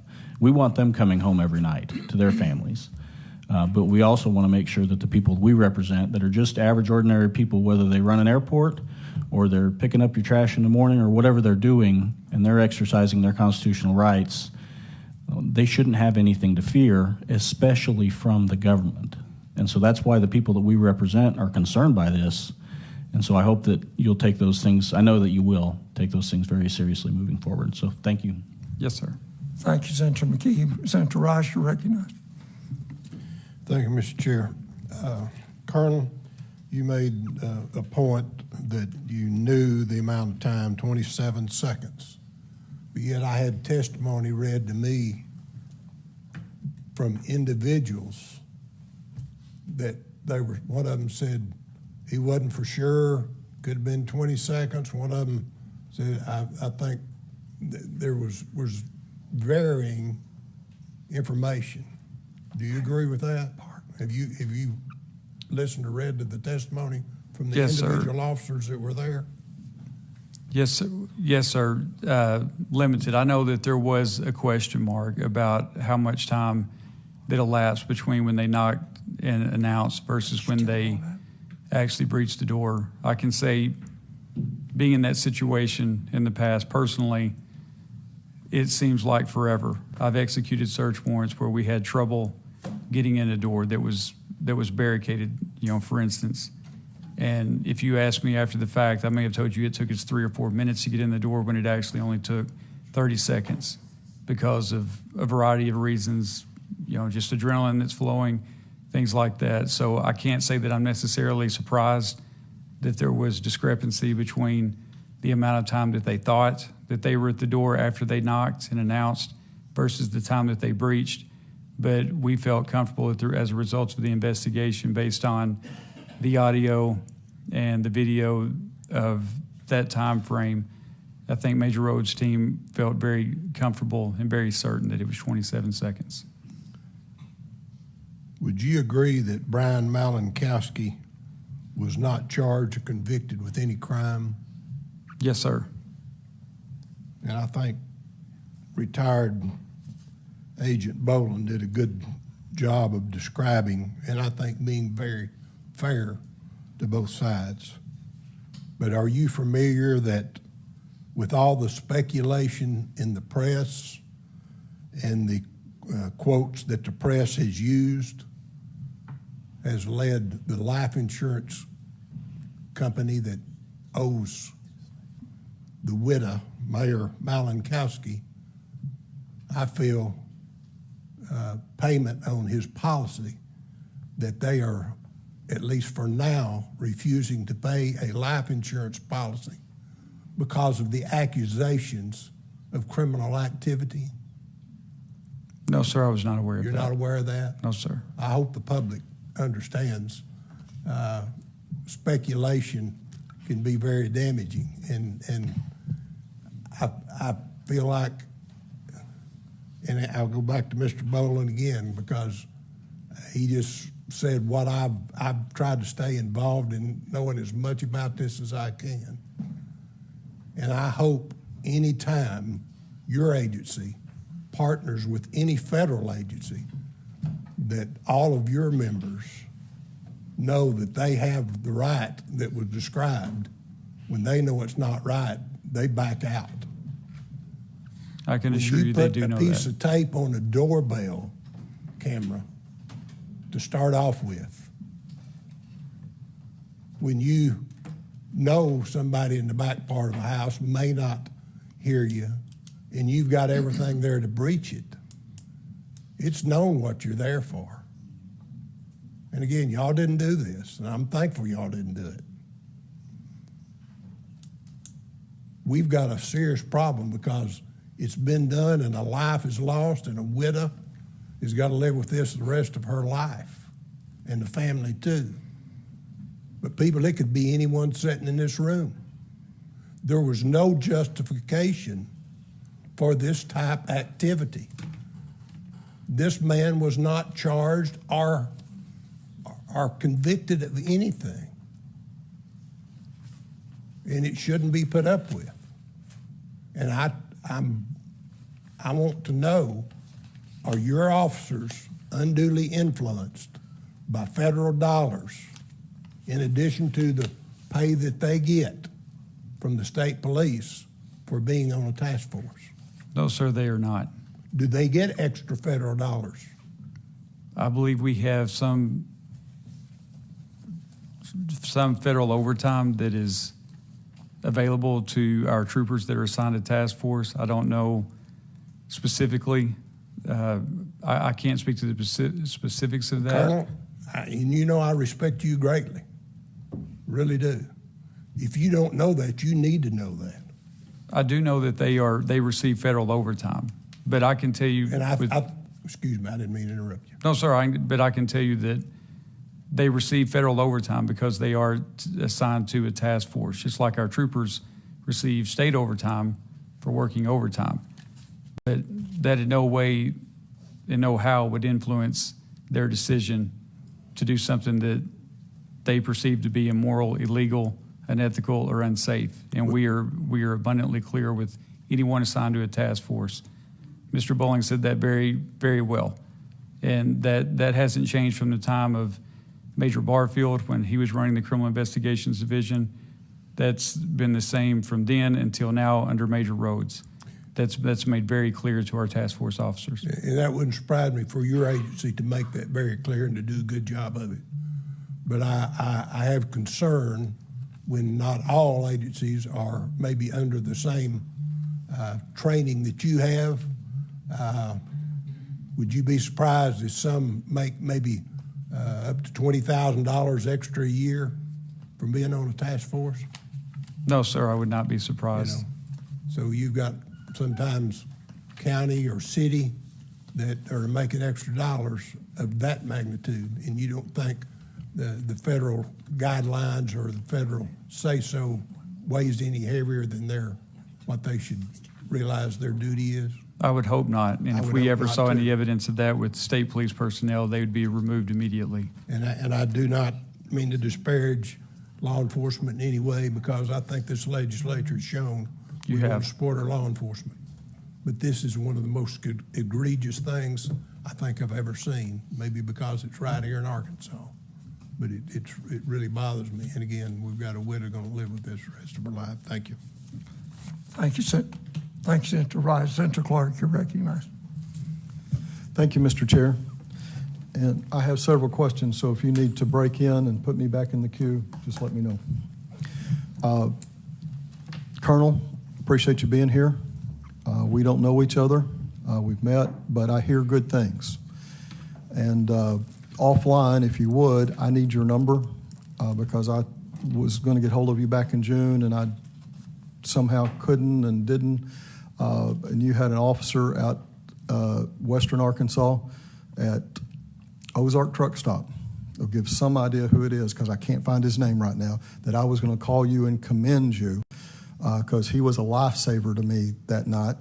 I didn't know I was a state senator. He just, whoever was there, he would have helped. Right. And I just wanted to let you know because we get too many complaints and not enough of the Well, good. just real quick on that, if you'll allow me, for any of the members in attendance, I have a state cell phone that is completely unreliable. I've been told that many times. I have a personal cell phone that my wife and son use, and I always answer that phone. So if you'll get me a number. Yes, sir. I'll do that. Appreciate that. From what I have observed, I don't know this to be the case, but from what I've observed, and I observe it too often, the state police are very serious about body cams and dash cams. Would I be incorrect in that observation? Dash cams. We do not use body cams. Okay. So dash cams, which yes, sir. Accomplishes the same thing. Y'all take yes, that sir. very seriously, that there's a record right. of interaction. That being the case, I actually don't have a problem with them covering up the whatever kind of camera we're on the house. It's confusing because I read the officer's statements. We expected he'd come to the door. We had never thought we'd have a shootout with this guy, blah, blah, blah. But if there's a chance you're going to have a shootout with somebody, you may not be able to get back to the porch to cover the camera, and so they can be inside and have observation. So I get it, but it just doesn't. The statements and the actions, as Senator Rice said, don't equal each other. I suspect, because I've talked to a lot of law enforcement officers about this, and they've all had the same opinion. And so I suspect that you and I privately have a lot of the same opinions. But that being the case, that y'all take these cameras so seriously, are you not perturbed that we don't have a record on camera of what happened? You know, again, it's safe to say I have a personal opinion of a lot of the things that were, since, you know, you have to understand our agents didn't know at the time some of the information that we know sitting here today. But all they can do is just take the information that they have, document it, and present it. And I'm not talking about the investigation yet. I'm talking about you as the head of the agency. And I have a little bit different view of things than you. You have a job to do, I have a job to do. Sure. And I'm sitting here as a senator, but what sometimes we forget, and I don't think you've forgotten this, but sometimes we forget, is it's not Senator Clark. It's 90,000 people that have the same questions I have, that have the same concerns that I have. And where would they look to except our top law enforcement, for answers to those questions.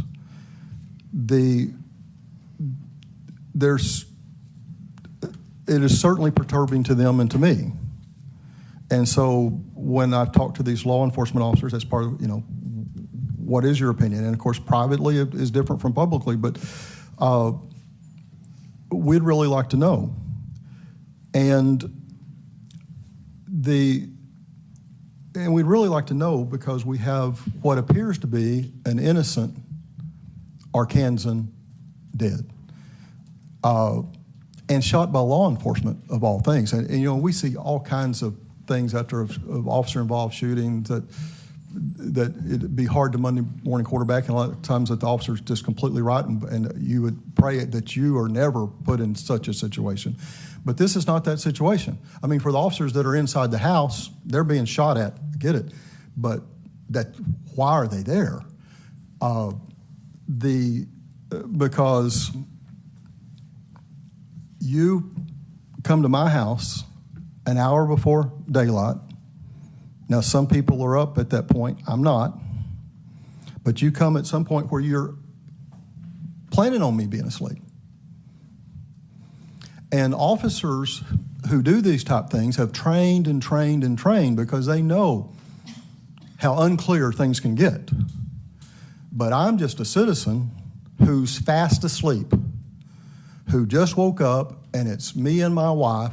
And if it were just me, if there's a way to run, I might run. But we all get this. But it's not just me, so I ain't running. And so a big part of us have a firearm close. I don't know of anything I've done wrong. I don't know that I'm under investigation. What would you expect from me? Even maybe more than a criminal who might expect the police to bust their door down. What would you expect from me but to come out defending myself?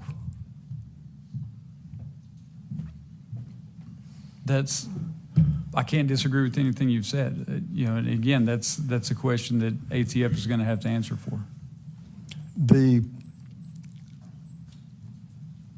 And I read here this excerpt from the officer's statements. We thought this would be an easy search warrant. He'd cooperate and everything. It was supposed to be easy. Same officer, I figured he'd come to the door. Another officer, I never would have fathomed that this guy would have fired at law enforcement.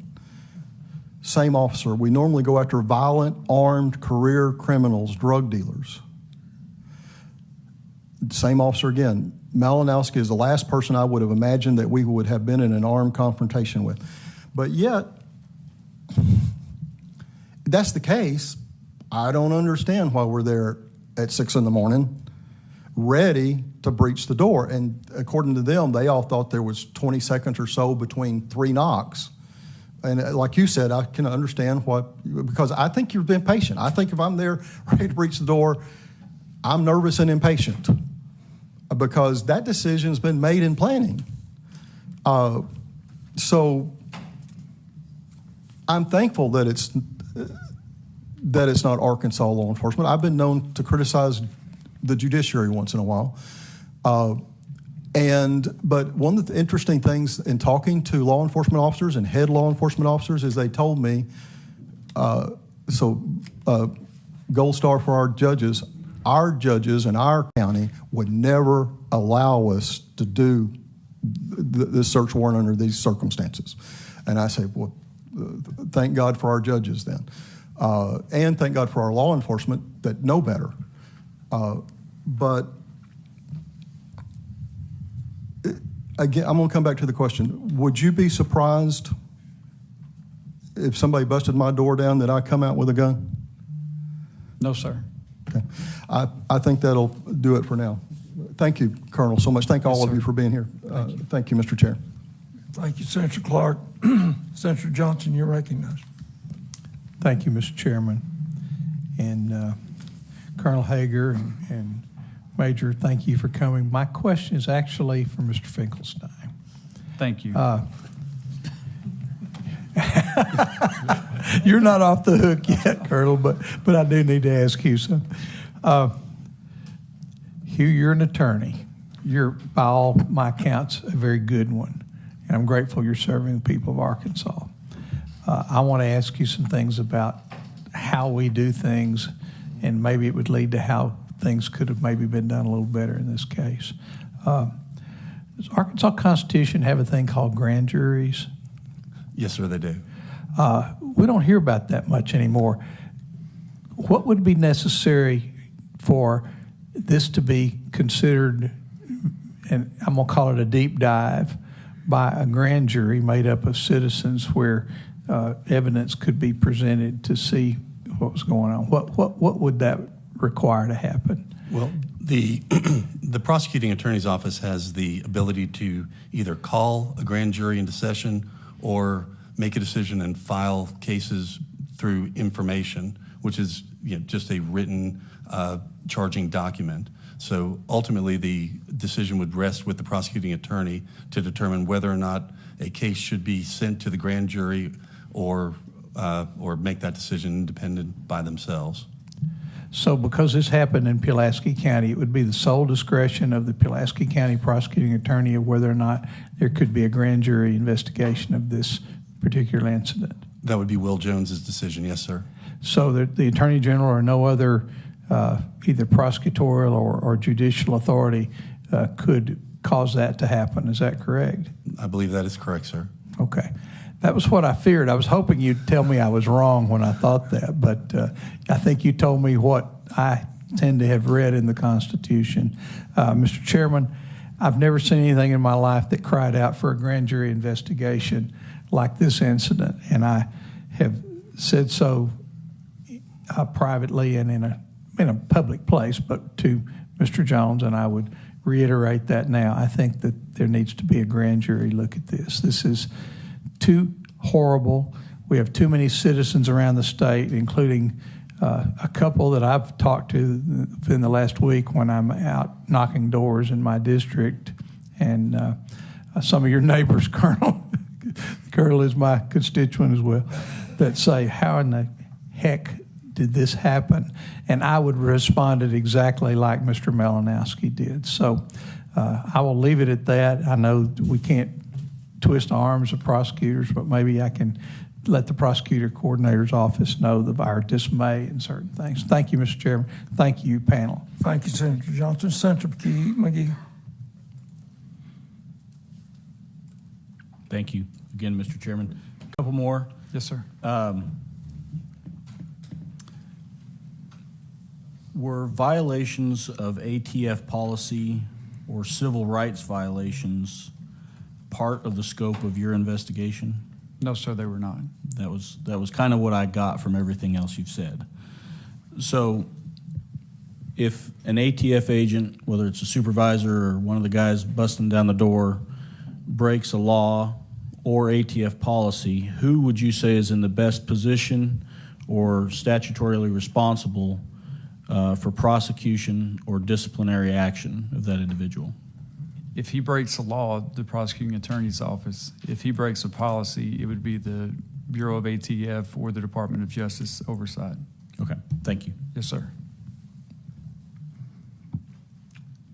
Senator Gilmore, you're recognized. Thank you, Mr. Chair, and I apologize because I know I've missed some of this, but I was driving up from South Arkansas, and that's quite the drive, and certainly believe in following the speed limit, so I didn't quite expect that much of a chuckle. No, and again, I don't mean to make a joke in a serious setting like this, because this does give us all pause, and it's very concerning when we see something like this happen. And I admit I don't know all the facts. I wasn't there. I wasn't party to, what brought about a search warrant and all those things. But nonetheless, it gives great pause and concerns me. I guess there's been a lot of conversation here today about the role of state police in this. And so I guess my question, and if it's been asked, I apologize. I may have missed it, but I'm going to ask maybe directly.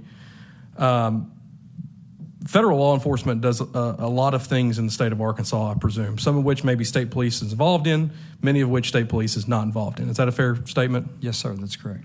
So in this particular instance, state police was not engaged in this in this until after the fact, correct? That's correct, yes, sir. Had state police been involved in this, is it safe to say that you would probably have advised or at least done things a lot differently?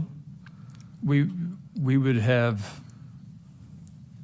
almost certainly been briefed by the task force officer assigned, and we would have, yes, sir, we would have become more involved in that decision process. As far as we, again, and the I ATF understand that's a doesn't hard work for question, us, right? But hard question for you to answer, right? Given the circumstances and after the fact, right? But I think it's safe to say, knowing you guys and understanding state police and the role that they have and who they are, you would probably have cautioned about doing things maybe a little bit more appropriate given the setting and how to exercise this particular search warrant. Yes, sir. From a state police standpoint and from a former position that I held within the state police SWAT team, we always worked each warrant, whether it be a search warrant, arrest warrant, backwards. And we would look at it from the day of or the day after. And we lost either a trooper, we had a trooper injured, or we were put in the situation of harming or taking the life of a suspect. And we would simply look at that and say, what do we know right now that would have mitigated that circumstance? And that's what we did years ago when I was a team leader on SWAT. That's what our team continues to do today.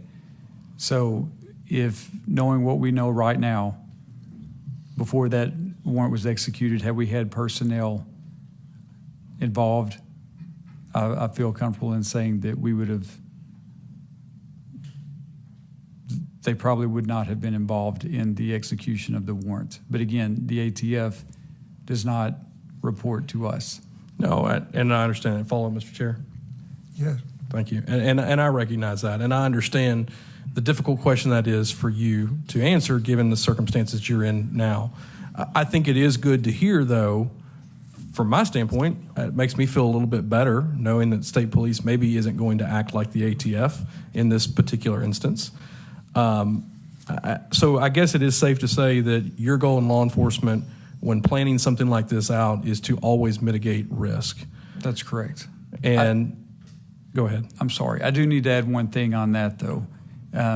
We've read, and I'm sure you have all read, the affidavit that led to the judge signing the search warrant. But what we are not privy to is all of the information the ATF knew when they decided on this method of executing that warrant. I have no way of knowing what led to that decision for the ops plan and for the supervisor to sign off on it. I'm not privy to that information.